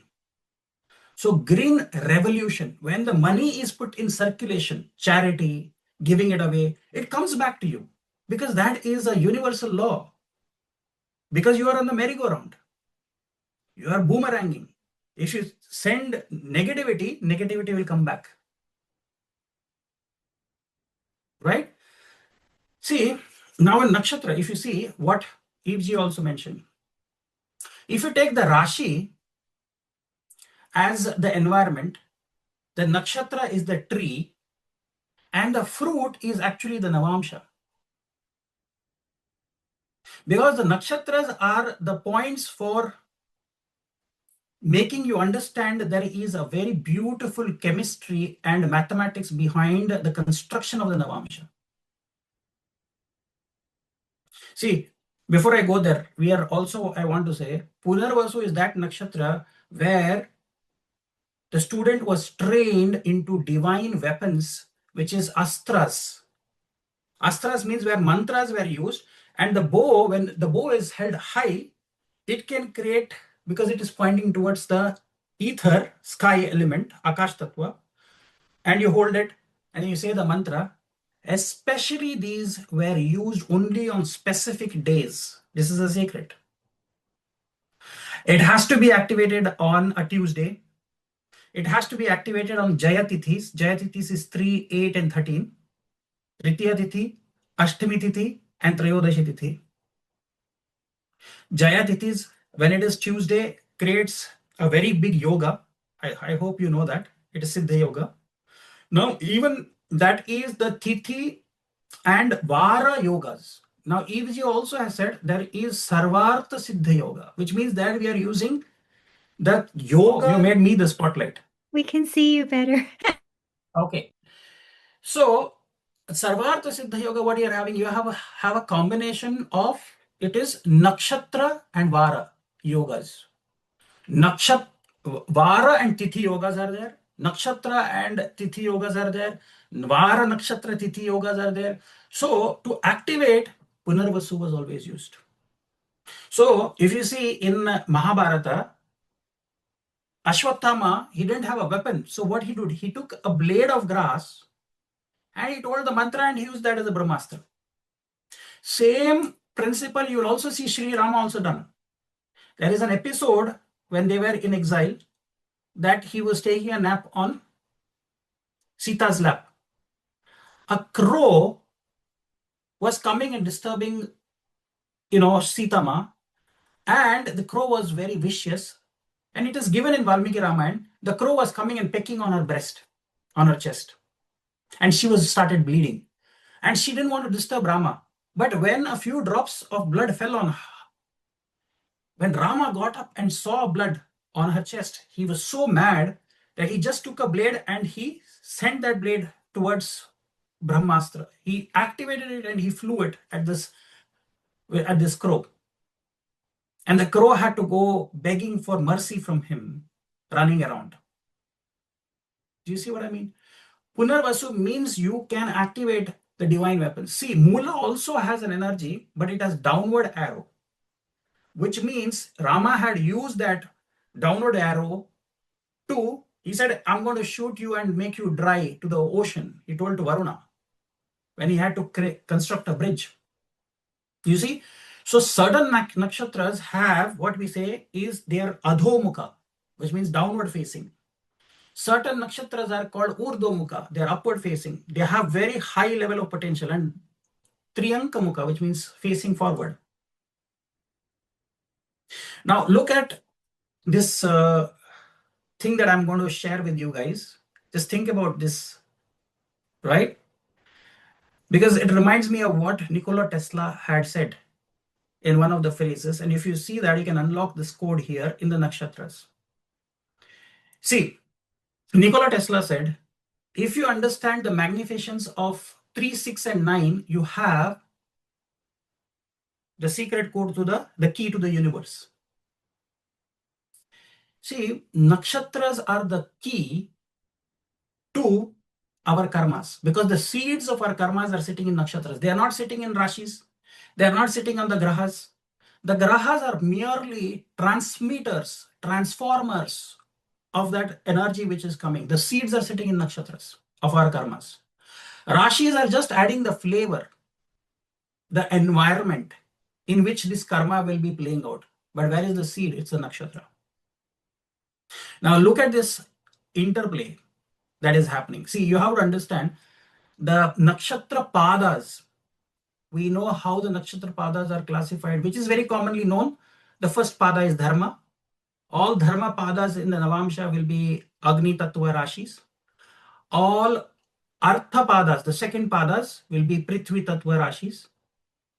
All the third pada will be Vayu Tattva Rashi, and all the fourth padas will be Moksha pada, which would be Jala Tattva Rashis. Correct? But there is a very subtle yogic secret to these four padas. Nobody has really thought, why should we divide the nakshatra into 4? Why not into 5? Why not into 6? Why not into 9? Because the motherly principle is there in the nakshatras. The creative energies are there in the nakshatras. So 4 is the principle of mother. The fourth bhava is mother. But the fatherly principle is there in the rashis. That's why we divide the rashis into 9 parts. 9 equal parts, which happens to be the Nava Amshas of the Rashi. Why? Because that's the fatherly principle. Because who is the father? The sun is the creator of the Rashis. The moon is the creator of the nakshatras. So it can only be divided by 4. It can be divided by 3, 2, and the Rashi has to be divided by 9. Because it's the fatherly principle. Because the sun is the creator of the Rashi system. The moon is the creator of the nakshatra system. Now, interesting. Just for you to really capture what I'm trying to say, the first pada is not only the Dharma pada and the Agni pada. It is also the pada, you have to understand in yogic parlance, which is the most awakened Jagrata Avastha. When a planet sits in the first pada, it is in Jagrata Avastha. When it goes to the second pada, it is in Swapna, dream state. The third pada, when it goes into Sushupti. Sushupti means it is going into deep sleep state. The Kama pada is Sushupti. And the fourth pada, the moksha, is actually called the Sat Chit Anand, Turiya Amsha, eternal bliss. That is why moksha is connected to complete liberation and eternal bliss forever. Now, quickly I want to show you the magic of Navamshas. The magic is there in the nakshatras and the construction of the Navamsha. Now look, what is EFG has extensively talked about Brahma Trimurti Nakshatra. Which are the Brahma Trimurti Nakshatras? Ketu's nakshatras are Brahma Trimurti, Moon's nakshatras are Brahma Trimurti, and Jupiter's nakshatras are Brahma Trimurti. Understood, everybody? This is the 3. Now, look at the beauty of the construction. Because I said the fatherly principle is divided by 9. And Brahma and his manifestation is always the Kama Pada will be very important for the Brahma Trimurti Nakshatras. They would have the essential power of the entire Nakshatra concentrated into the Kama Pada. Brahma Trimurti Nakshatra. Now I'll give you the example. The third Pada of Aries is the third Pada of Ashwini. The 6th Navamsha Pada of Taurus is the third Pada of Rohini. And the 9th Navamsha Pada of Gemini is the third Pada of Punarvasu. So what did you get? 3, 6, 9. The third Pada of Ashwini and the third Pada of Aries are the same. The 6th Pada of Taurus is actually the third Pada of Rohini. And the 9th Pada of Gemini is the third Pada of... Are you seeing this? This concept, if you understand, you will know for all Vishnu Trimurti Nakshatras, the second Pada of those Nakshatras will be the 3, 6 and 9. And for all the Shiva Trimurti Nakshatra, it would be the Dharma Pada. Are you understanding? The Dharma Pada will become the 3, 6 and 9. So what am I trying to tell you is, you are missing something which is very beautifully, which is constructed as a backdrop. It is 3, 6 and 9 is the creator of Brahma and the Kama Pada. The Arthapada of Vishnu Trimurti Nakshatra will be the 3, 6, and 9. And for Shiva Trimurti, the 3, 6, and 9 is the first pada, the Dharma pada, the Jagrata Avastha. And the fourth pada of Shiva Trimurti Nakshatra will also give you 3, 6, and 9. Just work it out, you will understand this, what I'm trying to say. What I'm trying to explain with this is, you will see some beautiful concepts, and I have seen this over and over and over again. If you are going into nakshatras, the most important nakshatras are the nakshatras which are 3 pada nakshatras, which are Sun's nakshatra and Jupiter's nakshatras are called 3 pada. Why they are called 3 pada or 3 pushkara nakshatras? Why they are called 3 pushkara? 3 padas of Sun's nakshatra fall in one Rashi, 1 pada falls in the other Rashi. But remember, where is the break? For all Sun's nakshatra, the break is in the Jagrata Avastha, is in one Rashi. The Dharma pada, the fire sign, is in one Rashi, and the other 3, which is the Swapna, Sushupti, and Turiya padas in the. But for Jupiter's nakshatra, the Turiya pada is in the separate Rashi. That means the other states are only about awakening, dream, and deep sleep. But Rama goes into the Turiya pada. Are you getting something very, very important I'm trying to tell you? Right? Krishna, he is born in the dream state. He is in the second pada of Rohini. So if you understand this construction of the Navamsha through this concept 3, 6, and 9, you will see the unfoldment and you will understand what is happening. So, see, why I'm saying that is, EFG gave a very beautiful explanation for Punarvasu, saying, if you see Punarvasu Nakshatra, right, is the interleaving between the 3rd Rashi, Gemini, and the 4th Rashi. Those are the 2 points where I said the 3rd pada and the 4th pada of Punarvasu is Vargottama. The next you see is between the 6th Rashi and the 7th Rashi. The 6th Rashi Vargo and the 7th Rashi. The interleaving points are also Vargottama. Second pada of Chitra, 3rd pada of Chitra. Both are Vargottama. And you go to the last, which is Uttarashada, 1st pada to 2nd pada, which is going from the 9th to the 10th house. So going the intersection point between a dual sign and a Chara Rashi, are all of these junction points are very important. 3rd to 4th, 6 to 7, 9 to 10th, because these are great leaps. These are great spiritual leap you are taking, going from the 9th bhava to the 10th bhava, going from the 3rd bhava to the 4th bhava. What is that 4th bhava that Eve also said? It is about proliferating, propagating. It's about progeny. What is Chitra? It is more about fortifying your existence here. And what is Uttarachada? It's going into the final realm. Because if you see the Navamsha, those 4 Rashis are Shiva Trimurti Nakshatra Rashis. So Punarvasu is not a normal nakshatra that you have to understand.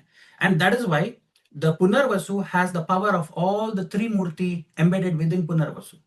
Because what is the most important mantra for Punarvasu is Omkar. Omkar has originated in Punarvasu Nakshatra. A kar of the Om is Brahma.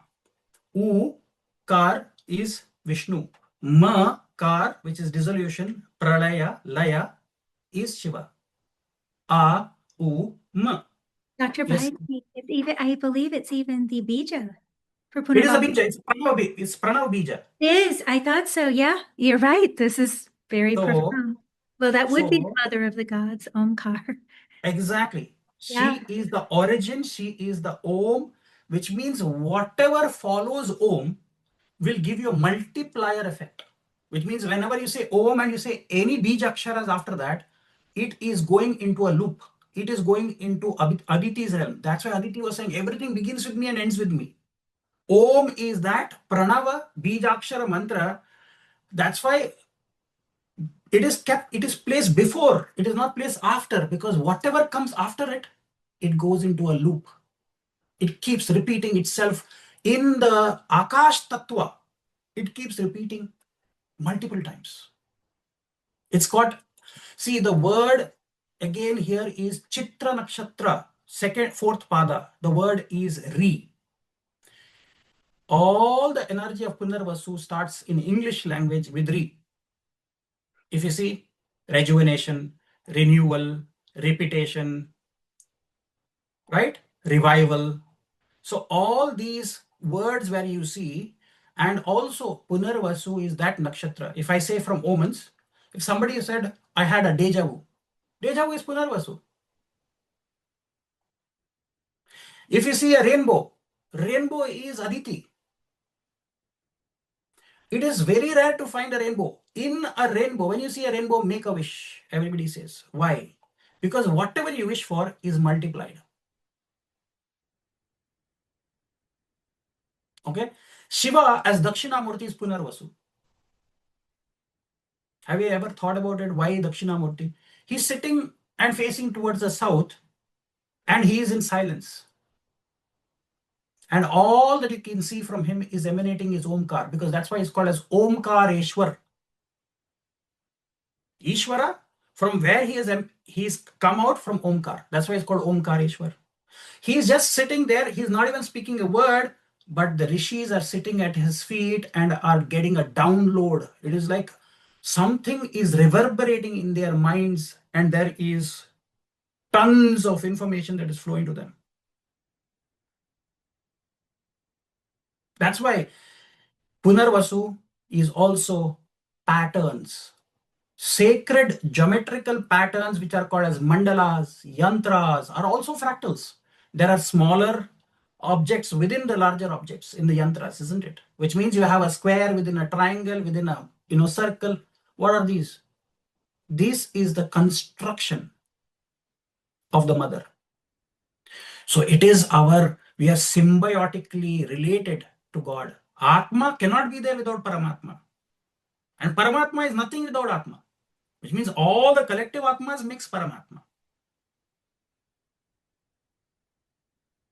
Isn't it? Ultimately, every river that flows has only one destination, to go and meet with the ocean. Every soul has only one destination, is to go and merge with the Paramatma. But how we flow here, that is our choice. We have choices to make. But when we start taking chances, that is when people need Jyotishis. That's why they come to Jyotish asking, okay, what choices should I make? Is it very hard to make choices here?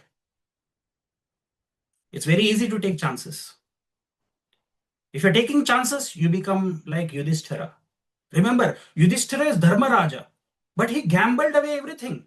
See, you can gamble away your life, but do you have the right to gamble away your brothers and even your wife? Remember, all of this was happening when Krishna was standing outside, and he only came in when Draupadi's modesty was getting, she remembered him. Why couldn't you remember Krishna when you were losing everything? Not even a thought had come to the Pandavas. Even Draupadi, when she was dragged inside, because she asked this question to Krishna, why didn't you come? He was saying, I was waiting outside. Any one of you just had to say Krishna or think. I would have been there in a jiffy. But you didn't ask for me. You will only come to me whenever you are in your final stages. You have nothing, you're drowning, you will put your last finger up, and that finger he will come and pull you up. Isn't it? So Krishna's name should be there first, not last. So we cannot gamble away anything in this life. A life is a precious thing. After 84 lakh yonis, we have got this Manushya yoni. What a waste we will be making of this life And because we have the consciousness, no other animals on this planet have consciousness to know about karmas. We can not only go through the prarabdha, we can also understand our past, and we can also go and address our future, isn't it? Which other animal has the consciousness about the future karmas that they have to go through? Only human race. So we have a responsibility, and we have to be grateful that we are born with this yoni. But we are making a criminal loss of this life, all of this, Shadripus, Kama, Krodha, Lobha, Moha, Mada, Matsarya. So Eve was saying the sixth house is the battlefield, because that is the house where we are battling the Shadripus, the six vices. Who can help us? Only Durga, the virgin. Virgo is Kanya. Only a Kanya. That's why we do Kanya Puja also, right? Because through Kanya Puja, we have the ability to let go of our Shadripus. All the Navaratras, the 4 Navaratras happen when sun is transiting through dual signs. When it is in Virgo, Sharad Navaratra. When it is in Pisces, sun is transiting, Chaitra Navaratra. Then we have the Ashada Navaratra and the Pausha or Magha Navaratra. Whenever it is in Gemini and Sagittarius. So totally, how many days do we have in a year? 365. So if you take 9 nights of these 4 signs, 36 plus 1, which is Vijayadashami. Vijayadashami is only once. 37 days in 365 days, which is only 10%. If you can keep your fast, you have cleansed your body, and Durga will help you and protect you from all kinds of things that can come. Only 37 days, only 10%. Because 9 into 4, 9 nights and 4 rashis when the sun is there in these 4 rashis. Sometimes things are very simple. We make it complicated. You don't need Jyotish to predict. You need Jyotish to elevate your consciousness. You need Jyotish to enlighten us the truth and the dharma that we all need to follow, which has been left behind by our ancestors. It's a self-corrective science. It's a self-awareness science. It is not just purely a science to tell you when marriage will happen, when you'll get a job. All of this is mundane. If you are into Jyotish for that, yeah, you will get your answers. But your real purpose of Jyotish is to understand this. The nakshatra composition. Are you in an awakened state? Are you in a dream state? Is your planet in a deep sleep state? Or that planet wants to achieve the Turiya? See, Rama is the avatara where everybody, there is no avatara which says he's a complete avatara and they say he is a Purushottama. That word has been used for him, isn't it? And he is the one who is also very much who follows every rule, custom, because Krishna is a mischievous. He can break rules, he can make rules. He has a very charismatic thing. Yeah, different. Different. But here he's Gambhir. In Rama's pictures, you'll see he has not got a smile. He's got a serious face. Krishna's picture, you'll see a mischievous smile on his face. Right?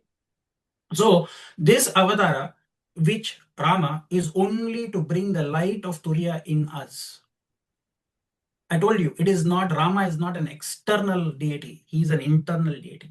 They say Atma Ram, and it's concealing exactly what you're speaking of, the Jagravashta, which is actually to a yogi, we're asleep.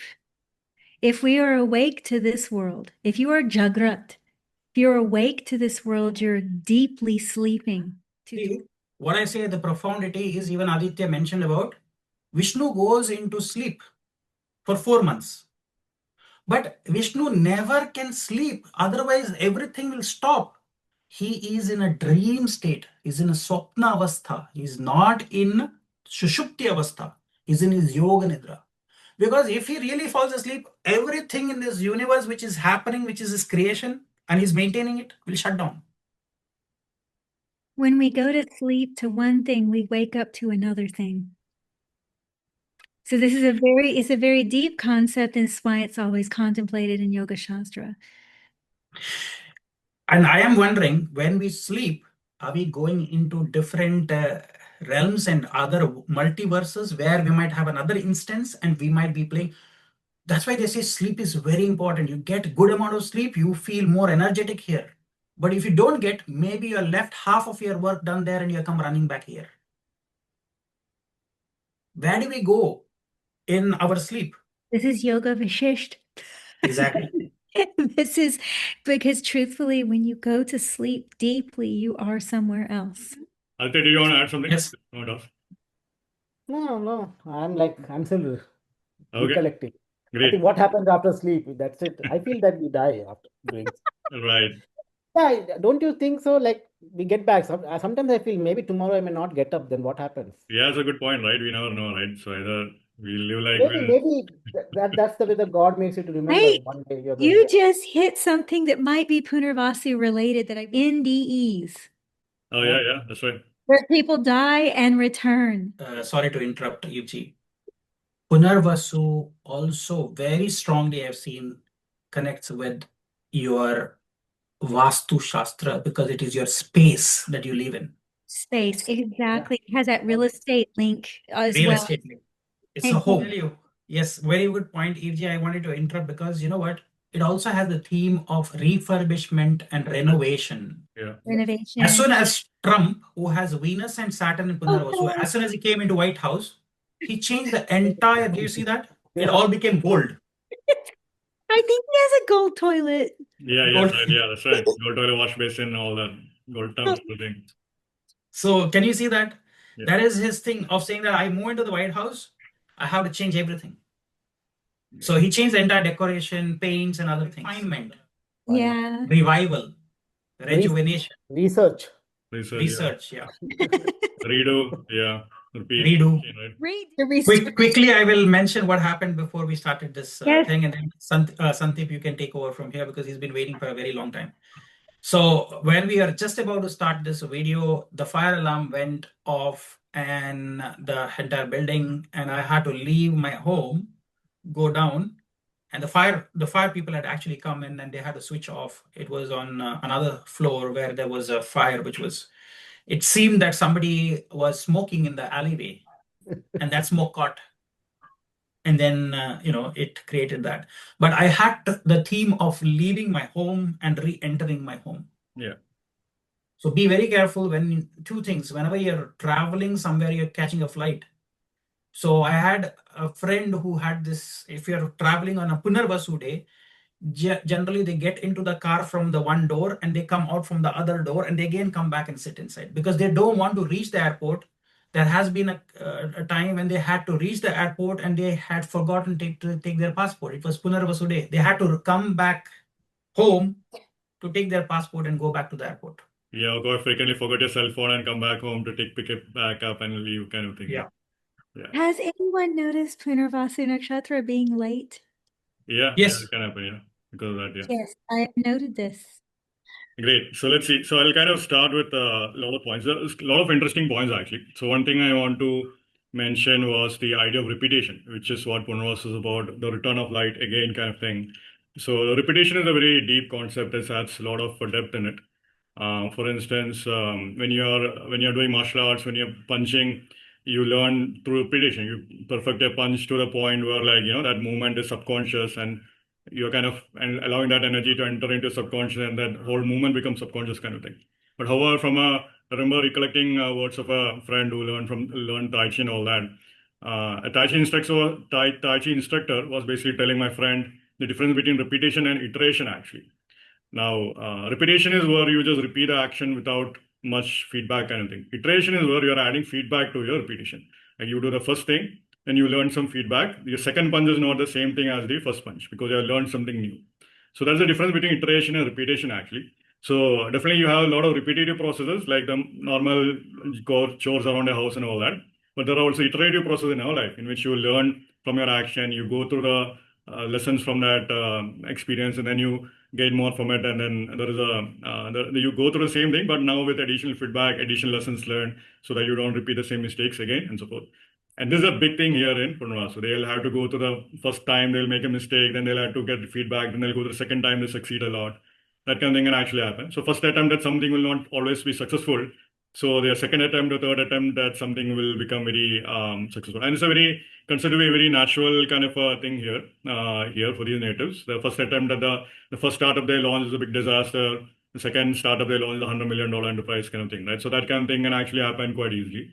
So the first time they are actually scheduling something that's not working out. The second time it actually worked out. In fact, for Donald Trump, who we discussed, he did try to go for president when Obama became president, actually. Like, you know, like he did file his nomination, but he had to pull it back again. Only when it was 2016, when he repeated the same thing again, did he become the actual president kind of thing. That's why Trump is, as a Punarvasu example, is quoted quite often because of that. Now, the other thing which we mentioned in brief is the idea of fractals. Fractal is great.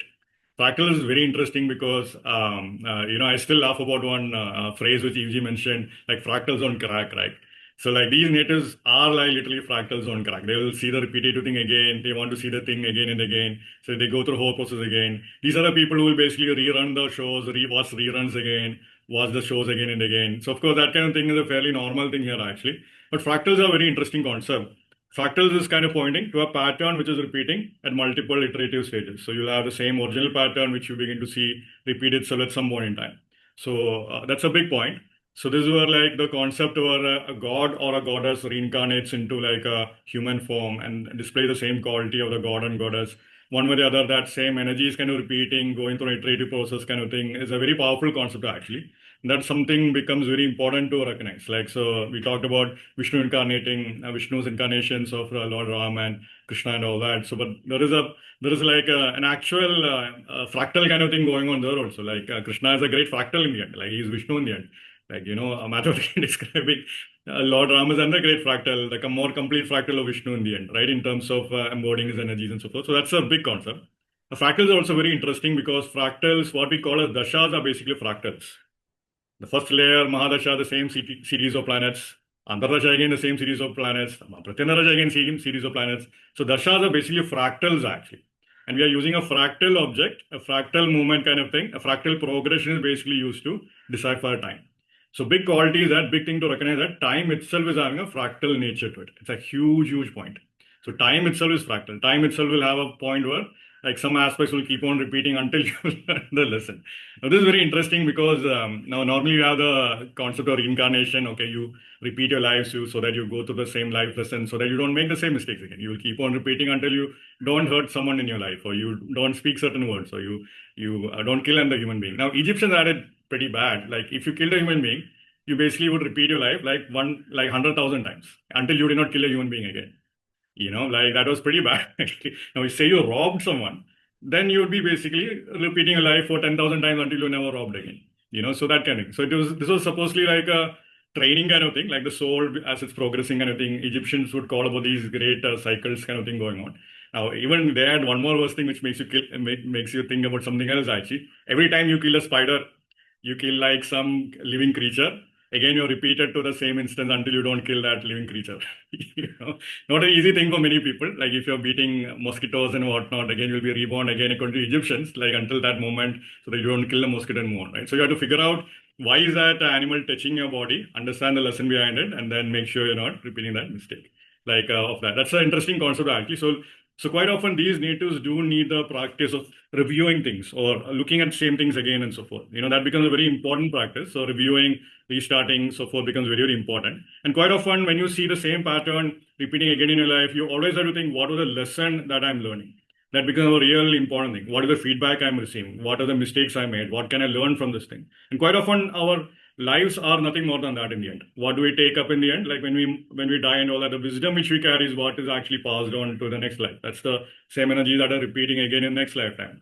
So quite often and this is a very interesting point also, quite often if you meet someone, if you meet your old friends and so forth, the first thing that you'll always remember is what happened the last time when you met.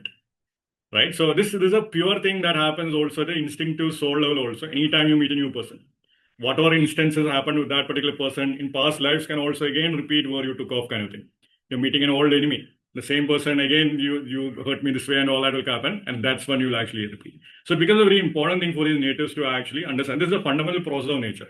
That's the first thing I want to emphasize. This repetition process, feedback process, this iterative process is a very, very fundamental natural thing that we have to learn. And definitely you have to learn from the feedback. You have to learn from that. And the moment when you, quite often when you talk to someone, there is something called as Duda Lakshana in astrology, especially in, like when you're going for Swarna Prashna and all that. Like Swarna Prashna is where you, like, group of people handling temples, they go to meet a Kerala astrologer. Then the Kerala astrologer have to invite the astrologer to the place kind of thing. Like what the astrologer will actually do is that the astrologer, the person, okay, we would like to invite you to this particular place to take care of a temple so that you can make predictions for do the Swarna Prashna kind of thing. Swarna Prashna, the Ashtamangala Prashna is the way to correct energies in temples actually. Like this ritual is gone wrong kind of thing. So they will check that out. Now the astrologer at that point in time has to do something called Duda Lakshana, in which he writes down exactly word for word what was written. Like if the person was hesitating, if you mention everything, and there's a mathematical thing to it. Okay, this letter was used this many times. There's a maths behind it kind of thing. And literally, so the writing down the first message that happens and so forth, that becomes a very powerful thing. So quite often the circumstances when you meet someone else for the first time, the omens around that circumstance, when you're interacting with the first person kind of thing, becomes very powerful, like fractal that is going to repeat over the period of time, as far as that interaction with that energy is concerned. This thing, of course, in Swarna Prashna, this Duda Lakshana is a fundamental concept where they use this like in a technical way, they make predictions out of it. Or 5 people came, 3 people were using cream color shirt, 1 person was like interrupted the other main person, and all that is omen becomes a very important thing. So this is a very strong placement for omens. I cannot say it enough. They'll have this is the first entry point into Cancer sign as well, where the power of intuition, the power of omens, the power of understanding deeper flows in nature becomes very important. So this fractal is a very important concept. Fractal is a concept of omens that are actually giving you clues regarding the overall things. And these are natives will be like, yeah, I have a bad feeling about this kind of thing. I don't know why. Or like, the circumstance when you're meeting someone is not happening smooth, then that gives you a lot of clues about how things can go also. Now, other thing is that we talked about Lord Ram coming back to Ayodhya kind of thing. So Lord Ram basically, came back to his homeland kind of thing. So this is what I've seen when I've been to the US. I saw there was a thing called a homecoming actually. Like in the university and all that, they would actually have homecoming weekend where the alumni would actually come back to the alma mater, and that's a normal thing. And without doubt, Punarvasu can be linked with that particular energy. As well, you're coming back to your alma mater, you're coming back to your home, where you learned your wisdom, where you attained your education and so forth and all that. So karmas around homecoming can also happen very naturally for this native. So they might either have big events happening in their life around homecoming, or they might be involved in the homecoming team or whatnot. All that kind of thing can actually happen.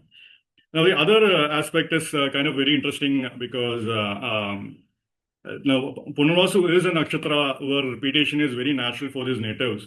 And quite often, this is a famous nakshatra which they actually call out for mantra siddhi actually. So mantra is something that you have to repeat until you get that thing. So you repeat a vibration again and again. So the mantra vibration eventually penetrates your entire body, and eventually you attain enlightenment, or you attain the siddhi of the deity kind of thing, or that vibration is significantly strong, so that the vibration is now can self-organize and replicate that fractal of the deity with you kind of thing can also happen. So there's a very, very strong nakshatra for mantra siddhi actually, because these natives will naturally like to repeat. The moment they have benefit, they can actually chant mantras and attain siddhi kind of thing very easily. Very easy, powerful nakshatra for mantra siddhi without doubt. And that I've seen happen multiple times. Many natives with this placement here, they can attain great siddhis or great mantras kind of thing. What will be the nature of the mantra? That kind of thing they will attain siddhis. That's a normal thing also. Now, coming back home, which Dr. Pai mentioned, is a very normal concept. Like they had to come back home. They forgot to pick up their cell phone. They forgot the keys, or they forgot that their keys are on the door. All that kind of variations of coming back home for like ordinary events can happen. Now, the other interesting thing here is that of the concept of hosting events actually. So usually one of the things you do with people in your home, like if you own a home, that is, you have to host people. It's a fairly normal thing with families to do. Like you'll have host families kind of thing. The people would host events in their home. And Punarvasu natives are the normal ones will be willing to invite everyone to the home. Hey, let's come to my home. I'll host your child. I'll host your family. That's an event where everyone can be. I'll host the thing. That's hosting karma happens very strongly for Punarvasu Nakshatra natives. And this can happen in multiple ways. Now, you can say this can happen in a homely situation where you're inviting your neighborhood, aunties and all to come with your food kind of thing, like you have a potluck kind of thing. Or you can have a simple hosting friends gathering in your home kind of thing also. That is also fine. Now, in modern day scenario, in normal podcast situations, one person is hosting the other person kind of thing. So quite often you will see these natives will have a strong podcasting kind of karma to engage in some interesting conversations kind of thing, right? So you host one event in a media kind of setup, and then you're talking about a thing, getting a conversation going on what will be the topic. So that is a very pure Punarvasu kind of thing which you see going. So this concept of having guests in your home, having guests in your podcast, having guests in your YouTube channel, that's a pure Punarvasu kind of concept again. So this karma where you have to deal with that particular energy, and that could be an actual karmic thing for them. They might have to host this person and they learn something new that opens up many other things for them and so forth. That kind of thing can also happen very easily for them. Now the other interesting thing with Punarvasu is that of so just like how Lord Ram was now Ram Lakhan or Ram Lakshman are immortal brothers. Like they are not going to go anytime soon. So Ram Lakshman and Ram Lakhan is basically fairly normal. So this concept of immortal brothers, like them, so Punarvasu native might be very close bonds with either their sibling, or they might have a friend who is having Ashlesha Nakshatra. Why Ashlesha? Because Lakshman had Ashlesha Nakshatra.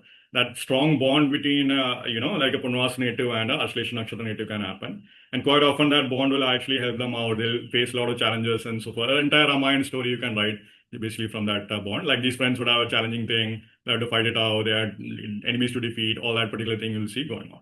Of course, if you put what Yujiyada mentioned also about the Shatrugna and Bharat kind of thing also, those kind of characters can also happen in their life. A Shatrugna can happen in their life, a Bharat can also be in their life.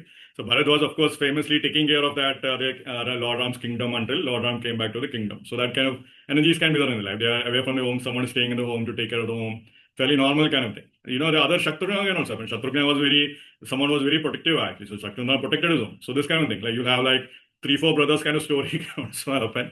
Like story of 3-4 siblings is fairly normal here in Punarvasu also from that perspective. Now the one interesting thing I saw because of this karma with mantras and karma at home with Punarvasu is that there's a very interesting thing that happens when you do a mantra or do a practice in your home.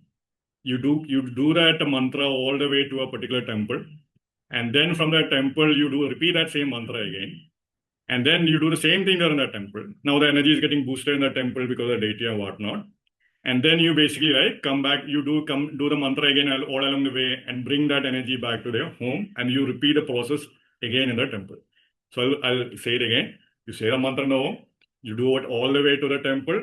In a temple, you repeat the same thing, you get boosted it again. Now the boosted thing is actually taken, or again, you're chanting the mantra again all the way to your home and saying it again in the home. This is a very powerful way to actually activate energy and more importantly, bring in an energy of a deity of a local temple to your home. Now, in ancient times, this used to be done. Like they would basically take a lamp to a temple, they will light a diya they will light a lamp or a diya or deepam kind of thing from a temple. That temple lamp would be actually brought to the home. So this was a very concept of bringing that energy of that deity to the home. And that particular diya would be maintained as an akant diya and all that. That is, diya would never be allowed to be run out kind of thing and all that. So this was a very powerful way of honoring a particular divinity kind of thing in the home and so forth. So this becomes a very interesting thing. But you can do the same thing with mantras also. Need not be a physical lamp kind of thing. You can do the same thing. But of course, the requirement is that you have to carry that mantra energy from your home all the way to a temple. You have to recite that mantra there. Now, this can be anything. This can be Om Namo Narayana mantra. You go to Vishnu temple all the way. You do it there also. Then you come back again with the Om Namo Narayana mantra and come back home. You're bringing that energy of the deity or temple along with you. This is an actual concept. This kind of thing used to happen much more frequently. People will go to goddess temples. They would chant the mantra of the deity. All along the way, they will maintain the divinity and they would actually bring it back to their home. This was a fairly normal thing which many ancients would do, by the way, and this can be done. This is a big thing which I've seen happening also. You come across these kind of stories and like, yeah, this is a perfect Punarvasu thing, right? You're coming back home with a deity kind of thing going on, right? So that kind of thing can also happen. Now, the other thing which is also very interesting is that in Kerala, where I'm from, basically when sun enters into Cancer, Kerala, this particular month, when sun is in Cancer, is basically called as Ramayana Masa. Ramayana Masa. Now, the reason is that within the next 30 days, you're expected to recite the Malayalam version of Ramayanam, the Tunja Tezhuthachan's Ramayanam kind of thing, Adhyatma Ramayanam, which was written by Tunja Tezhuthachan, the famous grammarian who created the Malayalam language, who scripted the Malayalam language and organized the whole thing. His Ramayana is basically read from beginning of sun entering into Punarvasu the next 30 days. And then by the end, the entire Ramayana is basically finished. Now, this is not a Valmiki Ramayana. This is the Adhyatma Ramayana. So this is a very interesting thing. So Kerala, everyone knows Ramayana Mass is going on. Now, interesting thing about this Kerala is that when Sun is in Cancer is when a lot of people go through their Panchkarma and all that. They'll be doing they'll rejuvenating their body, they'll eliminate the toxins and so forth in Ayurveda. So in fact, there's a huge industry that happened that gets activated during that time period because the Ayurveda Panchakarma industry is very much active at that point in time. A lot of people are doing their massage and all that during this time. And this is the most optimum time according to the normal Ayurvedic thing in Kerala. So when Sun is in Cancer, that is when you do the Panchakarma thing. So all your toxins are out of your body and so forth. Now, parallel, as I mentioned, this can also be like, this is a very powerful thing to rejuvenate your body. Like, Panchakarma and all that, powerful thing to improve your body health and so forth and all that. Now, the other thing this happens also, now, of course, Ramayana Mass is also interesting because you are expected to, by the 28th day of the Ramayana Masam, you are expected to kill Ravan. Basically, Ravan dies on 20th day. That is very famous because again, Ravan. Remember the Ramayana kind of thing is basically the story that of Ram defeating Ravan and rescuing his wife Sita and all the way coming back to the Ayodhya. That's where most of the Ramayans, at least some version of Ramayans, end there actually. That is one version. The rest of them are local legends, folklore, and all that kind of things basically happen. So Ravan is exactly killed on 20th day. What is special about 28th degree of Punarvasu of Cancer sign? That's the exact point where Mars is debilitated actually. So you can see how you're overcoming your inner Ravan and all that exactly on that day kind of thing. So at least the genius who figured that Ramayana Mass, Adhyatma Ramayana thing out, you can see how that was done actually. That's a great, very interesting thing actually. And of course, other religions have copied that thing since they started calling, Karkat Mass as the Bible Mass and all that. So again, other religions start to repeat as expected, So they're trying to integrate the culture and all that. So that also has happened. But anyway, but having said so, the Ramayana thing is something you see, and this is a very unique thing. Now, this is one thing pointing to a very, very interesting thing also. Now, before you do the Ramayana thing also, before you engage the Ramayana reading on that day, the first time you will do is that you'll open the Ramayana and see what Lord Ram want to tell you, right? What does Lord Ram want you to know? You begin your thing by opening some random page, and Lord Ram will say some story is being shared. That is the message which Ramayana has for you, kind of thing. And that is one thing. And then when you go to the end, when you finish the entire Ramayana kind of thing, then again you open up the Ramayana page and see what is actually happening. What does Lord Ram want to tell you kind of things and the practice actually. And again, the same book is referred to. You repeat the same process. Again, perfect Punarvasu themes.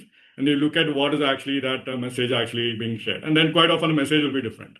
Like first time it's like, Sita Vidha Dukkha. Next time you are like coming back to Ayodhya or like you are defeating some Asura kind of thing and all that. So various messages can happen.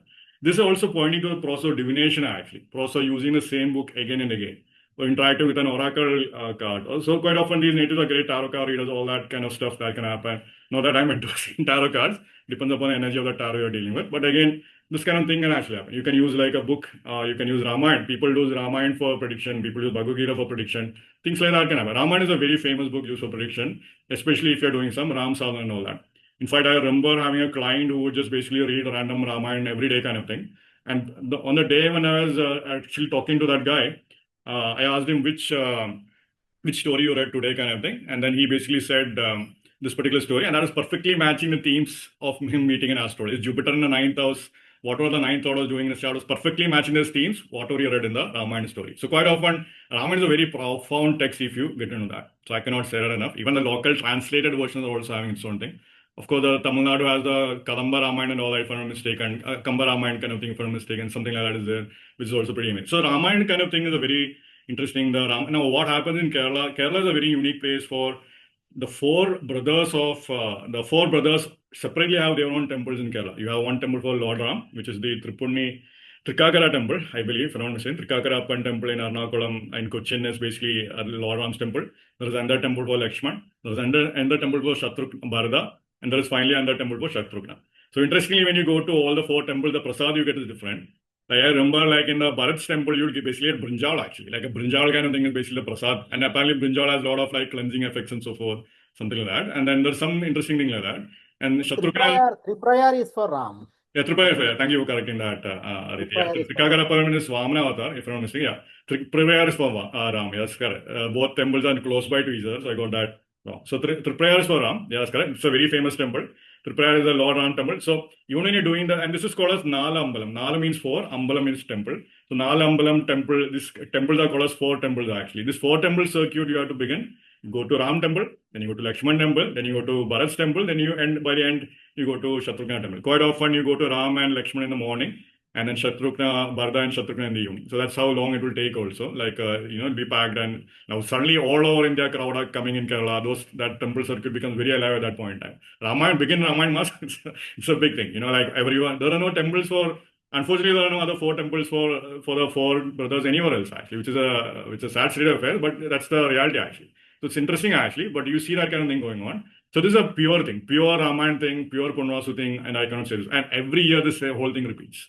Like every year the same people come again. So it's a local thing here, or you're going to the Nalambalam thing, fairly normal local thing here. So which is very, very interesting actually. Now, the other thing which is about Lord Ram is also kind of interesting because I remember one of the pages which came in this Ramayana kind of thing, right? One of this thing was actually how Lord Ram was about. So Vibhishana approaches Lord Ram. He wants to defect to like Lord Ram. He's done with Ravan and all that. And then Hanuman is like telling Lord Ram, we cannot trust Vibhishana. He's coming from Ram. He's Ravana's brother after all. He's Asura and all that. But Lord Ram actually tells him, look, you have to, he's still a messenger. He's still a guest right now. We still have to give him the respect that is owed to a guest. We have to treat him, we have to host him kind of thing. We have to at least listen to what he has to say kind of thing going on. So this is an actual Punarvasu thing, listening to, being open to what your enemies have to say, right? That kind of thing becomes an actual thing. Like you would expect Vibhishana, who's an enemy, like normal person would be like, okay, no, you can't, he's an enemy, cut him out, right? So, but Lord Rama is willing to listen to the other opinion kind of thing. And this is a fairly normal thing. So these are natives who are fairly normal when they might host different people in their home or host like enemies for the family and all that. That kind of drama can actually happen quite easily. At least engage in conversation with that kind of group. That kind of thing can actually happen. So this Vibhishana story was kind of interesting also because of that. The other thing which EG actually mentioned, that text also showed up in our conversation today, was that of Vasishtha Yoga kind of thing. I cannot say this enough. Lord Ram is directly linked with Punarvasu Nakshatra. His training was by sage Vasishtha, and the entire thing is called as Vasishtha Yoga. You can actually buy that book. You can actually read that book. Of course, you need that book has much more deeper layers to it kind of thing. So people with this placement, I encourage them to read through Vasishtha Yoga at some point in their life. I cannot encourage that. It works with Ram's depression. That's right. That's correct. Exactly correct. So it helps him out with that a lot. So the moment when the Vasishtha Yoga as a text is basically referred to, when they connect with that energy or text, they literally are purifying their own energy. They're able to come out of their depression. A lot of good things happen from that perspective. Now, we all have a Lord Ram in us. We all have the depressive tendencies in us also. Definitely you read it once, then you will never have depression, because now you're like, yeah, you're seeing the multiverse of realities and all that. And yeah, this earthly plane you're beginning to see for this. That kind of thing you're beginning to see. So Vasishtha Yoga is a very powerful thing here. The other thing I want to say was that of, one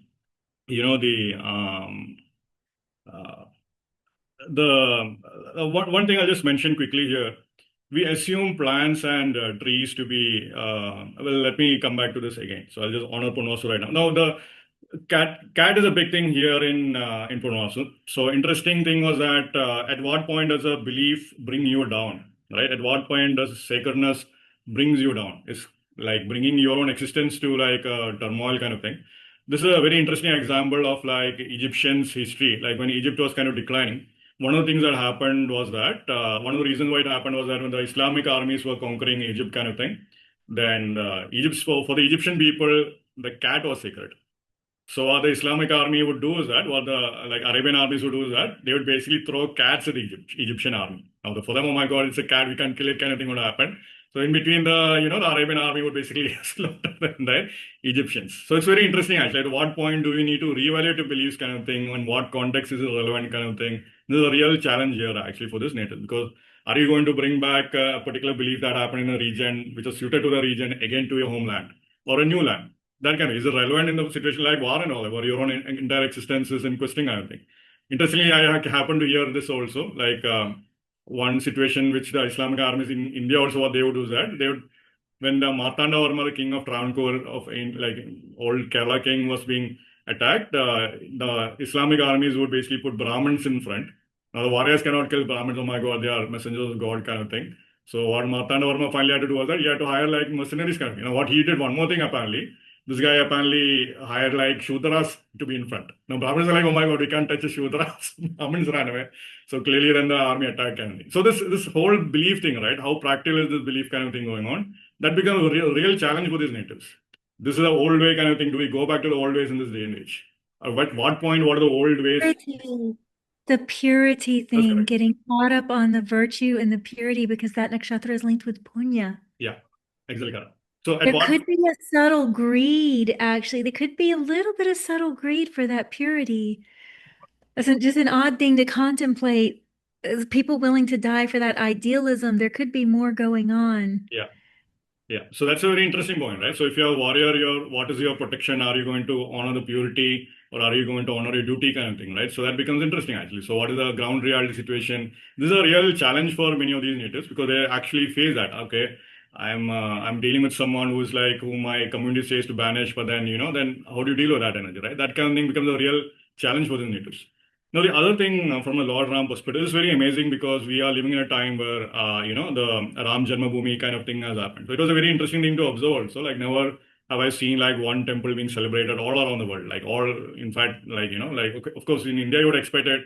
But apparently, like, a lot of temples in USA were celebrating it, all that kind of thing. So it was all over the world kind of thing going on. So Lord Ram's temple being reinstated in Ayodhya and all that is a big thing. Of course, that was a very interesting thing, actually. So, like, the coming back of a temple, coming back of an old energy back to its original state, or at least honoring that energy in that particular land is a big thing. Now, from that perspective, without a doubt, I can say for these natives, they will actually, whenever they go to Ayodhya, it's a great thing. Now that the temple is also there, I cannot emphasize this enough. So literally, I encourage them for these natives to go to Ayodhya, get that darshan of the deity, and that's a big blessing. And without a doubt, I've seen whoever goes to that temple, they come back, it's great. It's like a great kind of thing that happens in their life, some rejuvenation, some great aspect as expand into life kind of thing going on. Now, also now coming to a slightly more lighter kind of note. So Punarvasu, of course, they love to live in this fantasy world. They love that purity world as Evji mentioned and all that. So usually these are natives who live through memes, right? They'll be perfect in memes. They'll actually communicate through memes. They'll be sending the like movie memes and all that, which you have no clue what's going on. They'll be sending you the cat memes and all that. Regularly. Cat memes are a very normal thing. They're sending you random cat reels, cat videos, pretty normal for these natives. Having interaction regularly with cat kind of energy is very normal. Of course, you might have cat pets, you might have cat wallpaper, you might be a cat lady also, all that as Ivji mentioned. But this cat thing becomes a very important thing in the digital life kind of thing, to be frank. Cat is a constant presence in the digital thing, and that is a pure Punarvasu thing. You'll see that these natives will have cats. They'll have a cat thing, they'll have cat-shaped headphones, everything, that kind of thing. That kind of cat thing will come up very strongly for these natives in many ways. Now, of course, these natives love to live in that Jupiterian kind of world, that fantasy world, and so forth. So people who speak in terms of Lord of the Rings things or Star Wars themes or Star Trek kind of thing and all that, which is fairly interesting. Now, Lord of the Rings definitely has like elves who have bow and arrow. So these are natives who would want to be elves, right? Who will be dressing up as elves and so forth, like during Halloween time and all that. It's like probably some bow and arrow kind of a Rashi kind of thing or a Punarvasu Nakshatra kind of thing going on. That kind of thing can happen. Now, the other aspect is actually kind of interesting here because the arrow thing is a very fascinating concept because if you carefully look at all the space agencies of the world, you see an hidden arrow there no matter what. So NASA has a hidden arrow, like A is like shaped like an arrow. Even ISRO has an arrow here.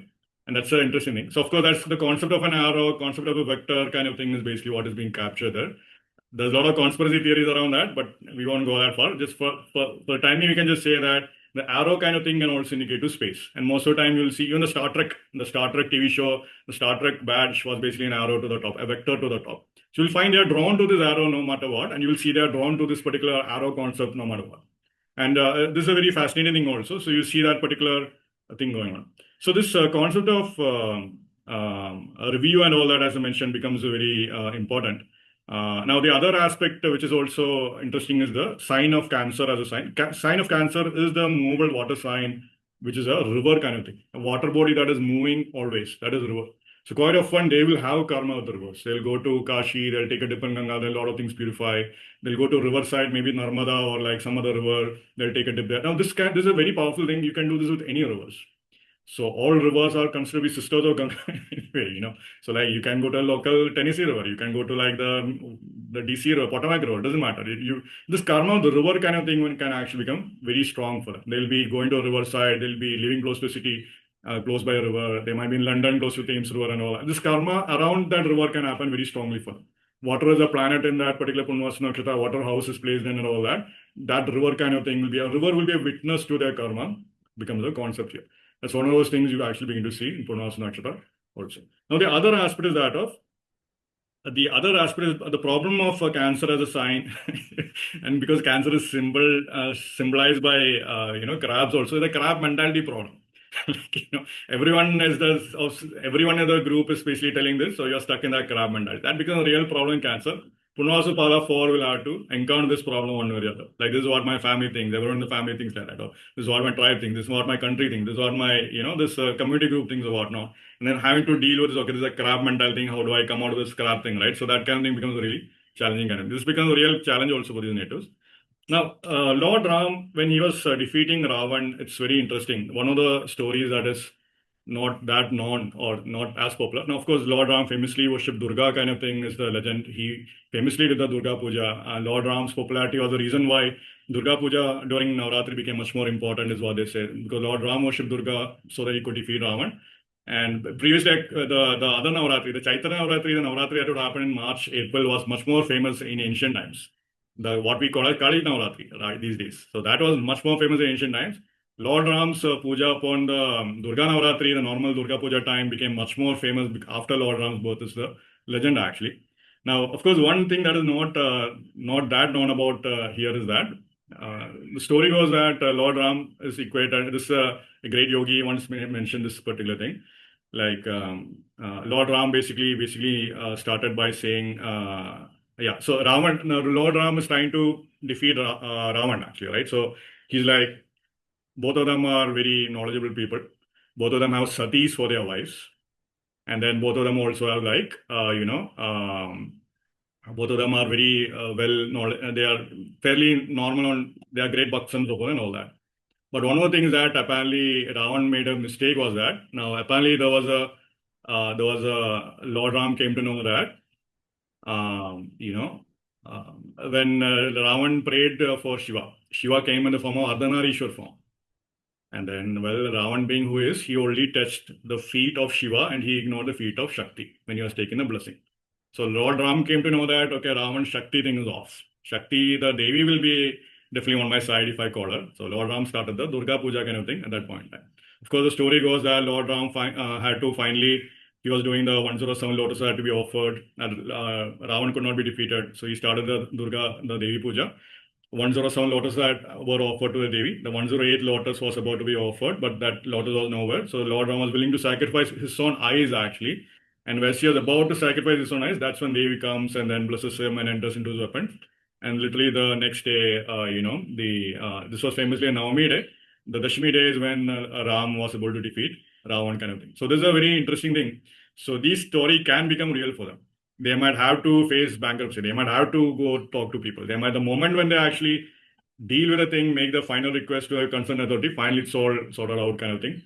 So they have to come kind of get close to the edge kind of thing. It really happens actually. It becomes really, but again, notice it's the Ardhanarishwar kind of form which was the starting point actually. So Lord Raman did not, Lord Raman. Raman did not actually like touch the feet of both the Shakti kind of thing.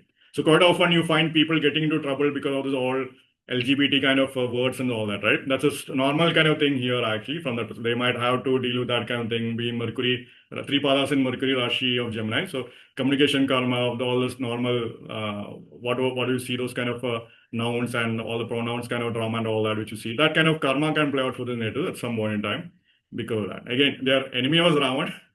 Ravan had a problem with that.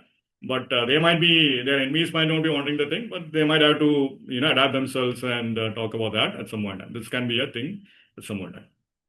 So this Ardhanarishwar kind of thing I mentioned. Now the Punarvasu definitely, Lord Ram famously had to go to Lanka to fulfill his destiny kind of thing also. So quite often they say Punarvasu natives will have to go to foreign lands and they'll have to come back and so forth. Now this is a typical nakshatra where I see a lot of people ask me, will I be, they are Indians who are living abroad, will I be able to come back to India at some point in time? This is a typical nakshatra where you can say at some point in time, if you have a good planet there, and planet is maturing at that age, the dasha is coming, yes, you can come back to India at that point in time.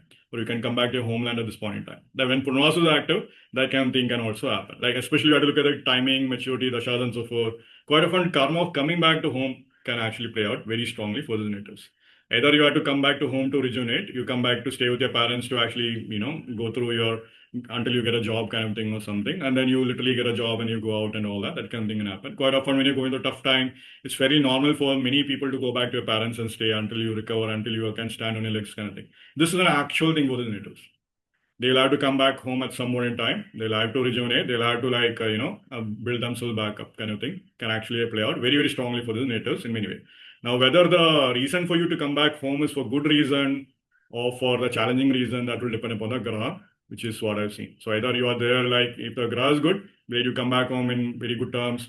But if the graha is bad, you can come back home on challenging terms. That kind of thing can also happen. So something to keep in mind purely from a this perspective. Now, because they are normally extended to foreign lands. Now, remember, Jupiter is having Multrivan sign in Sagittarius, which is a natural ninth of the zodiac. Now, it's very interesting. So, these natives will know foreign languages, one way or other, to just come pick them up.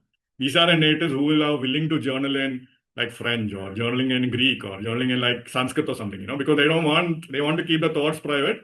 They don't want their family members to read them. Fairly normal kind of thing here, actually, for this native. This can also happen much more strongly there.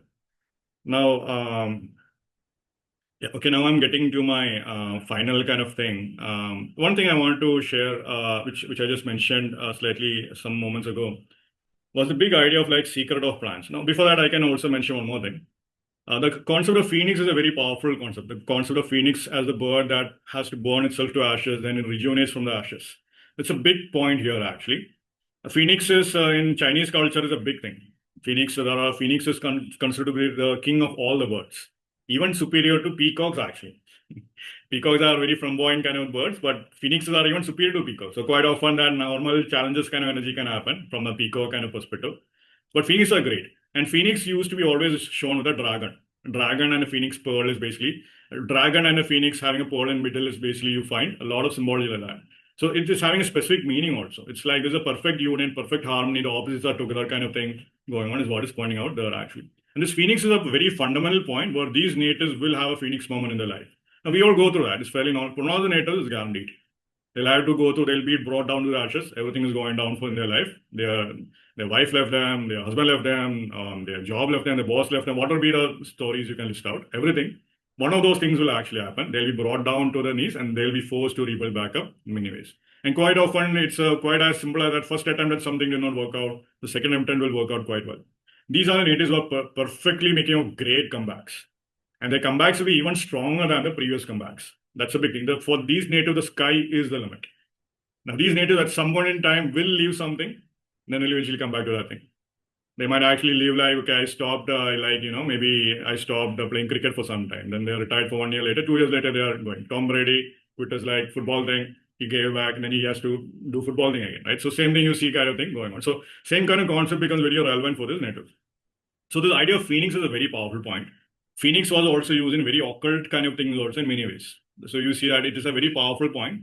And many ways it carried a lot of energies kind of thing. Also, a lot of Chinese stuff you see about that. If you watch a lot of Chinese fantasy shows, you'll see Phoenix is a common character there actually. The one character is the Phoenix kind of thing, that entire Chinese pantheon is basically what you will see going on there. And China have a big thing about Phoenix kind of thing also. A lot of women try to embody the Phoenix energy and all that. The Phoenix is the emperor of the people. All that kind of normal concept you see with the Phoenix world.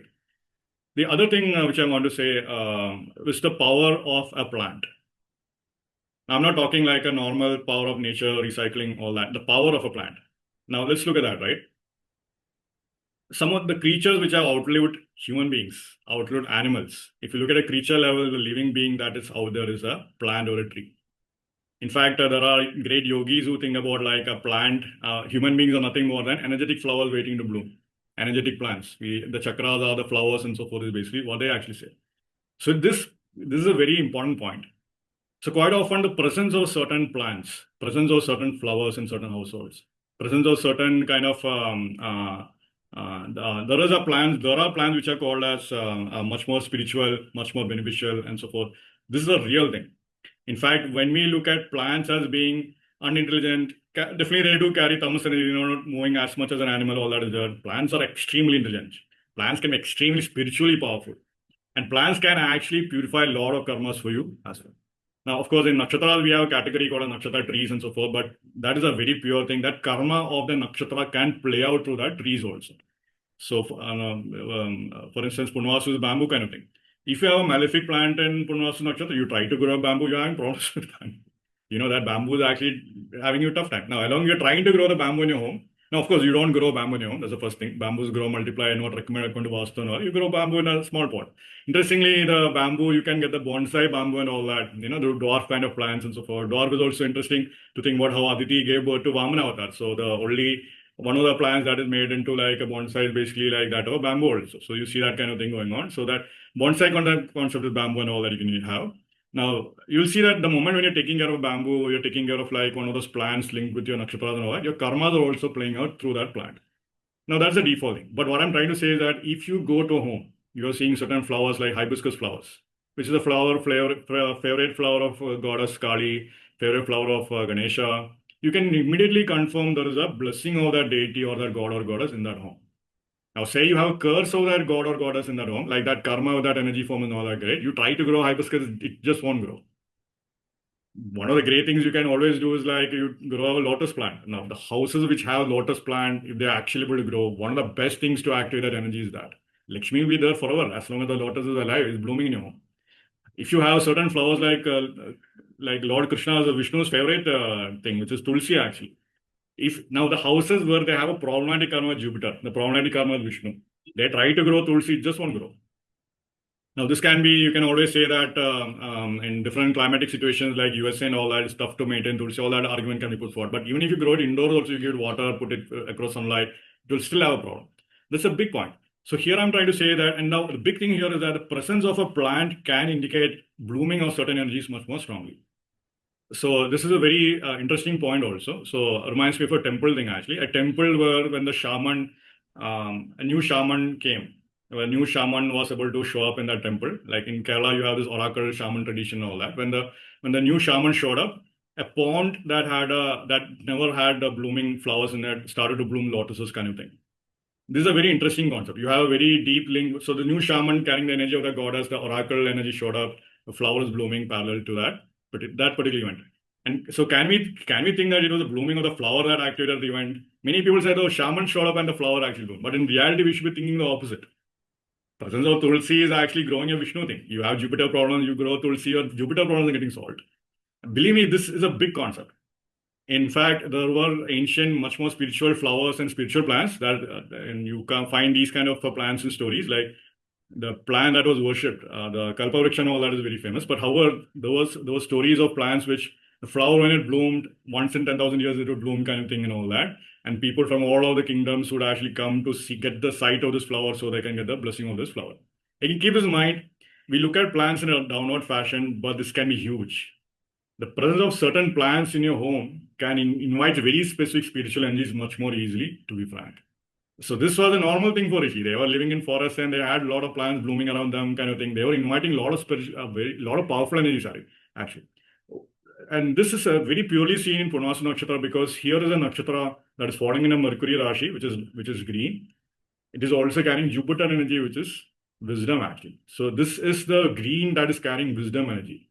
The plants that are actually carrying wisdom. And this is a huge point. I'm not talking, of course, you have the plants that can, drug addicts kind of thing.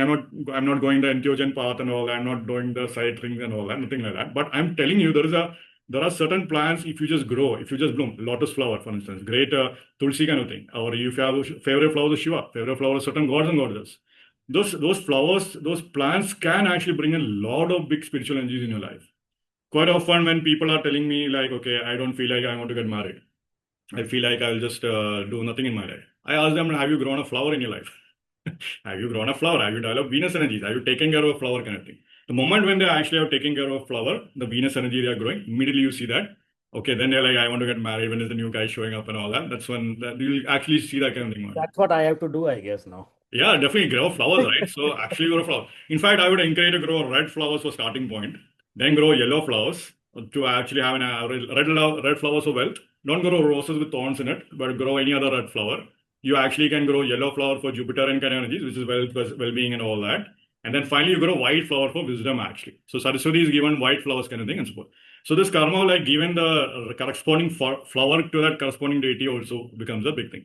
But I cannot say this enough. the moment you start, there are certain trees. We normally think of trees and plants as a something, but that's the opposite. The moment you start to prioritize trees, the moment you start to look at flowers and so forth, the kind of prediction you can make is amazing. A house where there's mango tree, for instance, is carrying Purvabhadra energy very strongly, actually. For instance, it's carrying Aquarius energy, you can easily claim that. There'll be that kind of thing. A blessing of Shiva can be claimed in that household from that perspective. Famously, the goddess Lalitambika is actually residing in Kadambavana, as it's called. Kadambavana Vasini is how she is described, actually. You grow a Kadamba tree, you might have goddess Lalitambika's energy coming in your home. This kind of thinking can be done, and you can do more than that. So this is something I want to emphasize today. This is a big thing. I cannot emphasize plant as a remedy. So of course, do the normal recycling thing and all that kind of thing. Grow more plants, take more greenery in your life, all that. Green calms you down, all that kind of thing I can say. But this is one thing. And of course, as just to add to what Dr. Pai mentioned, refurbished kind of thing, renovation thing. Punarvasu natives do like to have refurbished products kind of thing. They'll buy refurbished, you will say refurbished computer, old phones used by someone else, that kind of thing can also happen, refurbished phones and all that can also happen.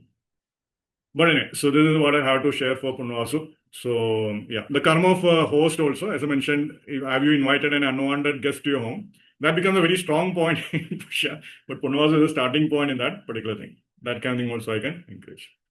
Okay, so this is what I have for Punarvasu, and he will have some final concluding remarks. It's a long video. So yeah, we'll go ahead. Yeah, Dr. Pai, anything you would like to add? Yeah, Sandeep, I think you have really, you always bring the nuggets out in the end. You can always find the pearls not floating up. They're always at the depth of the ocean. At the depth, you'll find the pearls. So I think those are pearls of wisdom. And two things which came up as you were speaking. I wanted to speak about a couple of additional points to what you have said. One, Punarvasu Nakshatra is something which will give us a deep insight to really think whether it is a mother which is giving birth to a child or whether it is a child who gives birth to a mother. Because a woman is not called a mother until she delivers a child. So do you think a child delivers a mother instead of saying a mother delivering a child? Because we know the principle that Aditi gave birth to Brahma and Brahma gave birth to Aditi. So which came first, the chicken or the egg? So Punarvasu is always this dichotomy of saying, who is the child? With the child came first or the mother came first? So this gives me a sense to say that many people who work in the process of birthing and death, you have midwives and death doulas. Death doulas are sending you back into another womb, basically. They're helping you to transcend from this world and take you to another womb. You can't see that you're pushing them into a womb, but you can see that there's a transformation energy. Death is not the end. Death is the beginning of a new journey beginning. So Punarvasu means again and again, again and again. So you're going back to midwife who brings the child, a doula, and also a dead doula. So this is one thing. Because, did you know? What? I don't think it knows. Did you really not know? I don't think. No, I about have what? to show you because I have to show you. I showed them earlier. Okay. I got wow. the day of this video. Oh, fantastic. So we're talking about dead doula. And you Yeah, you didn't my dead know? doula. That's interesting. Yeah, it is, So- yesterday, 20th. That's of, very October. interesting. Yeah. Well, I saw it today though. Death doula is something like that I came to know now. I thought death That doula is just some name or surprised me. something. Yeah, I You heard of said birth that. doula. I never heard that doula. It's interesting actually. It's interesting. Yeah. No, dead doula is somebody who helps you to give you a birth in the next life, which That's means what they're when you taking told I came to know now. That's why I was searching. Is it really a word something? And it is. Yeah, it's very, very interesting. I was Oh, just yeah. that's really perceptive. I'll edit this, but Yeah, that's fine. The other thing I wanted to add is the concept which I think Aditya has already spoken, but we have to look at this as there would be many instances where Punarvasu people are people who probably would leave their home, leave their city, leave their land, go to other places. They might go in very humble ways that they don't know, but they can come back with a lot of wealth and abundance. It's just like how Rama, he went, but his brother went and brought his footwear back. So there might be a link with footwear coming back, because for 14 long years, Rama's footwear was actually on the Simhasana. It was not Rama. And this is, as per the esoteric traditions, they say that the throne always was the seat of all kings from the solar dynasty. Mm. There was not even a void in the solar dynasty before that. So for 14 long years, it was a Devi who rules the footwear, who sat there and who ruled the kingdom. Paduka Devi. That's interesting. Right? So because Bharata didn't sit there. Actually, Bharata is from the solar dynasty. He should have sat on the throne, but he didn't sit there. So remember, there might be a gap in Punarvasu people's life when they have to let go of their throne and somebody else will step in and will rule or will run the show for them in their absence. That's one thing. But while he came back on Pushpaka Vimana. That's why you see a strong connection with aeroplanes. So people who probably went barefooted from the house, but when they came back on a flight, or they came back on something which is like a aeroplane, helicopter, something like that. Because they became so wealthy, they became so prosperous.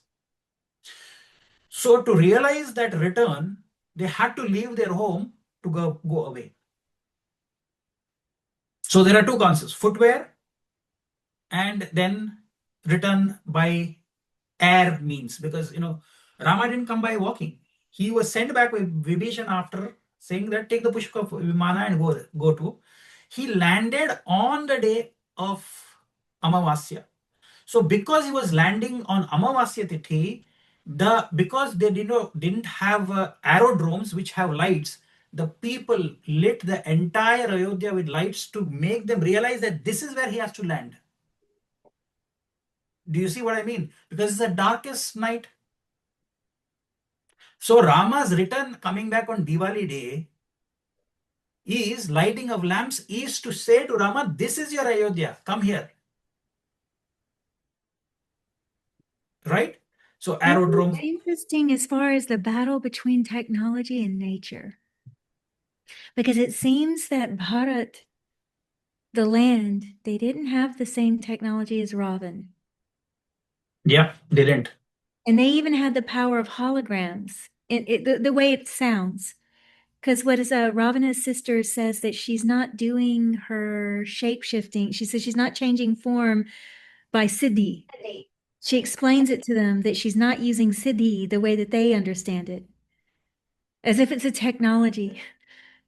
That's just interesting, that's all. I don't know what that means, but it does seem like there's some element of that happening. Such as Ravan knowing of Bharat, but them not knowing of Lanka. Yeah. That's true. Worth noting. Aditi with the Ashtavasu, the Vasus as well, are all these elemental natural Gods. forces. Yeah, that's interesting. That's great. One last point I wanted to share is how symbology in nakshatras can be a very important thing, especially when you're designing logos. Amazon, if you see, I was looking there too. Yeah. yeah. See, I took it from here. If you can see, for this is Amazon. You can see Punarvasu Nakshatra. They have the Lagna. This is from the public charts, right? So if you go and see here, Amazon, the first logo of Amazon was like this, like a river going or something. I don't know what. This is their logo. They didn't do well. They went almost into bankruptcy during this time. Look at this logo. Then they built this logo in 98. Then 99, it is like, Satabishak Nakshatra, like a circle. Then just from 2000, when the arrow came, that's when the success, it became a till, 1998, 2000, they were almost going bankrupt. And here, if you can see, it just says Earth's biggest bookstore, from being a bookstore today to selling everything. Can you see here, this didn't give them any success, this logo. Yep. They almost went completely bankrupt. Right? So very interesting. The arrow has come from 2000 onwards. And you see they have made the arrow even more bolder in 2024, more solid. Here it was very weak. Now look at this arrow, what they've made. And look at that, it is joining A and Z, from A to Z, and Ma in between. From Yeah. A to Z. That means we cover anything from A to Z. It's a beautiful thing, right? That innovation there. So this is something that, logos and logo designing might also, if you can think from a perspective, that will be. And the last thing I want to say is a tip I want to give for all of those people who wants to use the power of Punarvasu. See, in Punarvasu, we talked about, Santip, and most of us, we have discussed about Vak Siddhi. Now, in the Tantra realm, there are actually 4 methods of doing japa. I don't know if you are aware of it. The first method, which is everybody knows, is called as a Vikhari. Vaikari. Vaikari is actually articulated speech, which means audible vibrations, spoken manifestation. So mantras which are spoken loudly is called as Vaikari. The next, which is, if you do 108 times Vaikari, that is, the number is 108. But if I do it Madhyama, the second, is the middle, the mental speech, which means in thought form. You are able to repeat that without even moving your lips, and you're repeating the mantra in your thought form. That is called as Madhyama. Okay, that is inner articulation of the words and ideas or sounds. The third is called as Pashyanti. Pashyanti means if you're able to visualize that thing, you are not repeating, you can't hear anything, sound is not in thought form. Now, if you can see the words appearing in light, the same mantra appearing in light in your thoughts is called as Pashyanti. That is more on the subtle vibrations. That is your intuitive perceptions of sound and light. And the fourth, which is the most difficult, is called Para. Para means it's related to Parabrahma. That means it is the supreme form, that is the unmanifested, which means you can't even think. The mantra is not coming, but you want to say the mantra, but the mantra is not manifesting. It is unmanifested, but the intention is there, which means the source, when you do the mantra by Vikhari, it is at the throat chakra, Vishuddhi. When you go into Madhyama, it goes to Anahata chakra. That means everything what your thought patterns are visualized the mantra at the heart, within the heart. Yes, Patanjali says, yeah. Then Pashyanti is when you're seeing the light of the mantra coming in. Yeah. So the divine, which means we are talking about astras, which is like Brahmastra, Pashupatastra, they are all done in Para. Nobody can do it, with vibration, sound. It is not done in the mind. It is not done. It is Para. So you had to be trained to do that mantra in Para. So I told you the 4: Vikhari, Madhyama, Pashyanti, and Para. So Punarvasu is Omkar. So you put anything in Para in front of Omkar, then what happens? So if you're doing Vikhari 108 times, the power is 108. If you're doing it Madhyama, it is 108 times 108 is the number you are getting when you are doing it in thought form. When you are doing it in visual light form, it is 108 to the power of 3. And when you do it Para, it is 108 to the power of 4. So if some yogi was saying, I have done this japa millions of times, then they are doing Para. It is not the physical thing that they're doing. We sit with the japmala and we say 108, okay, I've done now 108, another 108 I'll do. But at that level, the sound itself is unmanifested, but mantras are in Para for them. So 108 times to the power of 4, which also, and then Para is Adhya Shakti. Adhya Shakti is more Kundalini Shakti, Para Shakti. Para Shakti, yeah, Adya Para This is Shakti. Aditi. They This are. is Aditi. It It's has very to be. very, very subtle energy, but Very, very very subtle, because that is not, see, the first level is on the gross body, Stula Sharira. But you can go, I will say. You can go. The second level is Sukshma Sharira, which is on the astral body. Yeah, the Purana Sharira. The third is the causal body. Yeah. And the fourth is the unmanifested. Because it is not there on this plane of the, even in the Karana Sharira, which is the causal body. People can go very comfortably till the causal body, but who can train you to do the para? They say you can't cross that abyss by yourself. That's actually where you need the guru. You need a guru. That point, yes.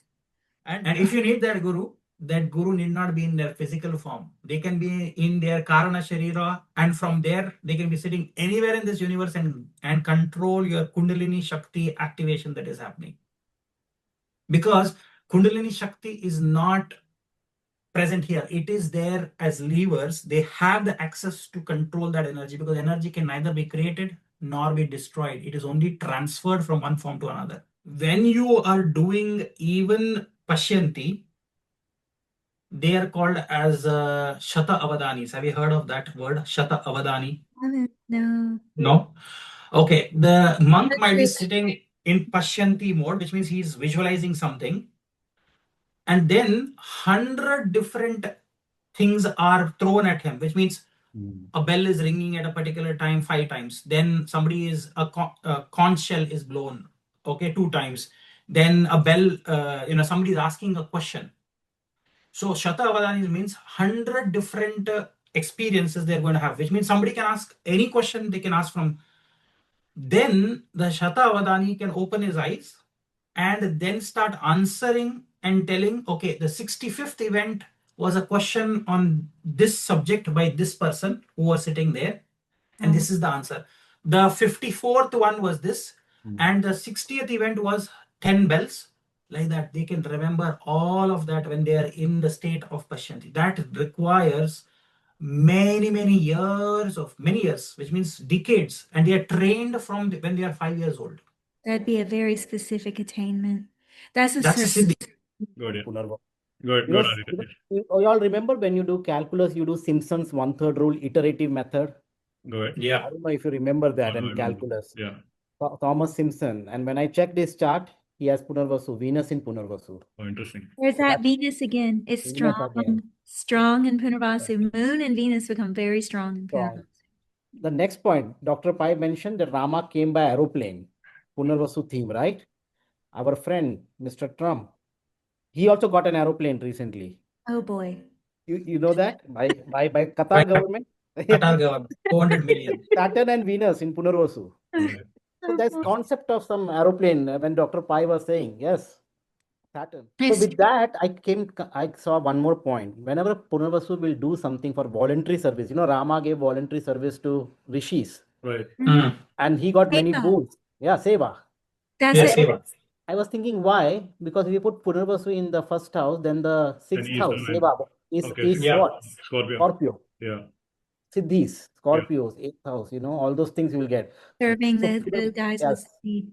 So and with what he got, and many teachings, Aditya Hridayam and all those things, and Vishwamitra, he did go with Vishwamitra. Yeah. All that Kand, we know, Balakand happens. So whenever they do some voluntary service, maybe they are awarded with some spiritual growth, learning, teaching. Because for something. Rama's chart, 6th house will have Rahu. Yeah. Sixth house will have Rahu. Yes. No, What's that his- one children of Punarvasu, Aditi gave birth to Vaman, who was very, That's right. like, out of all the, so one children of Punarvasu will be really exceptionally bright or something more, like very odd. Yeah, that's correct. Very, so that may happen with Punarvasu people. Yeah, they too. can actually have good students, brilliant students that can think because Vamana being Correct. Jupiter avatar, all that. Yes. So that can, so what that's, so these are some of the points when he was talking, I was correct. Nice. One more thing.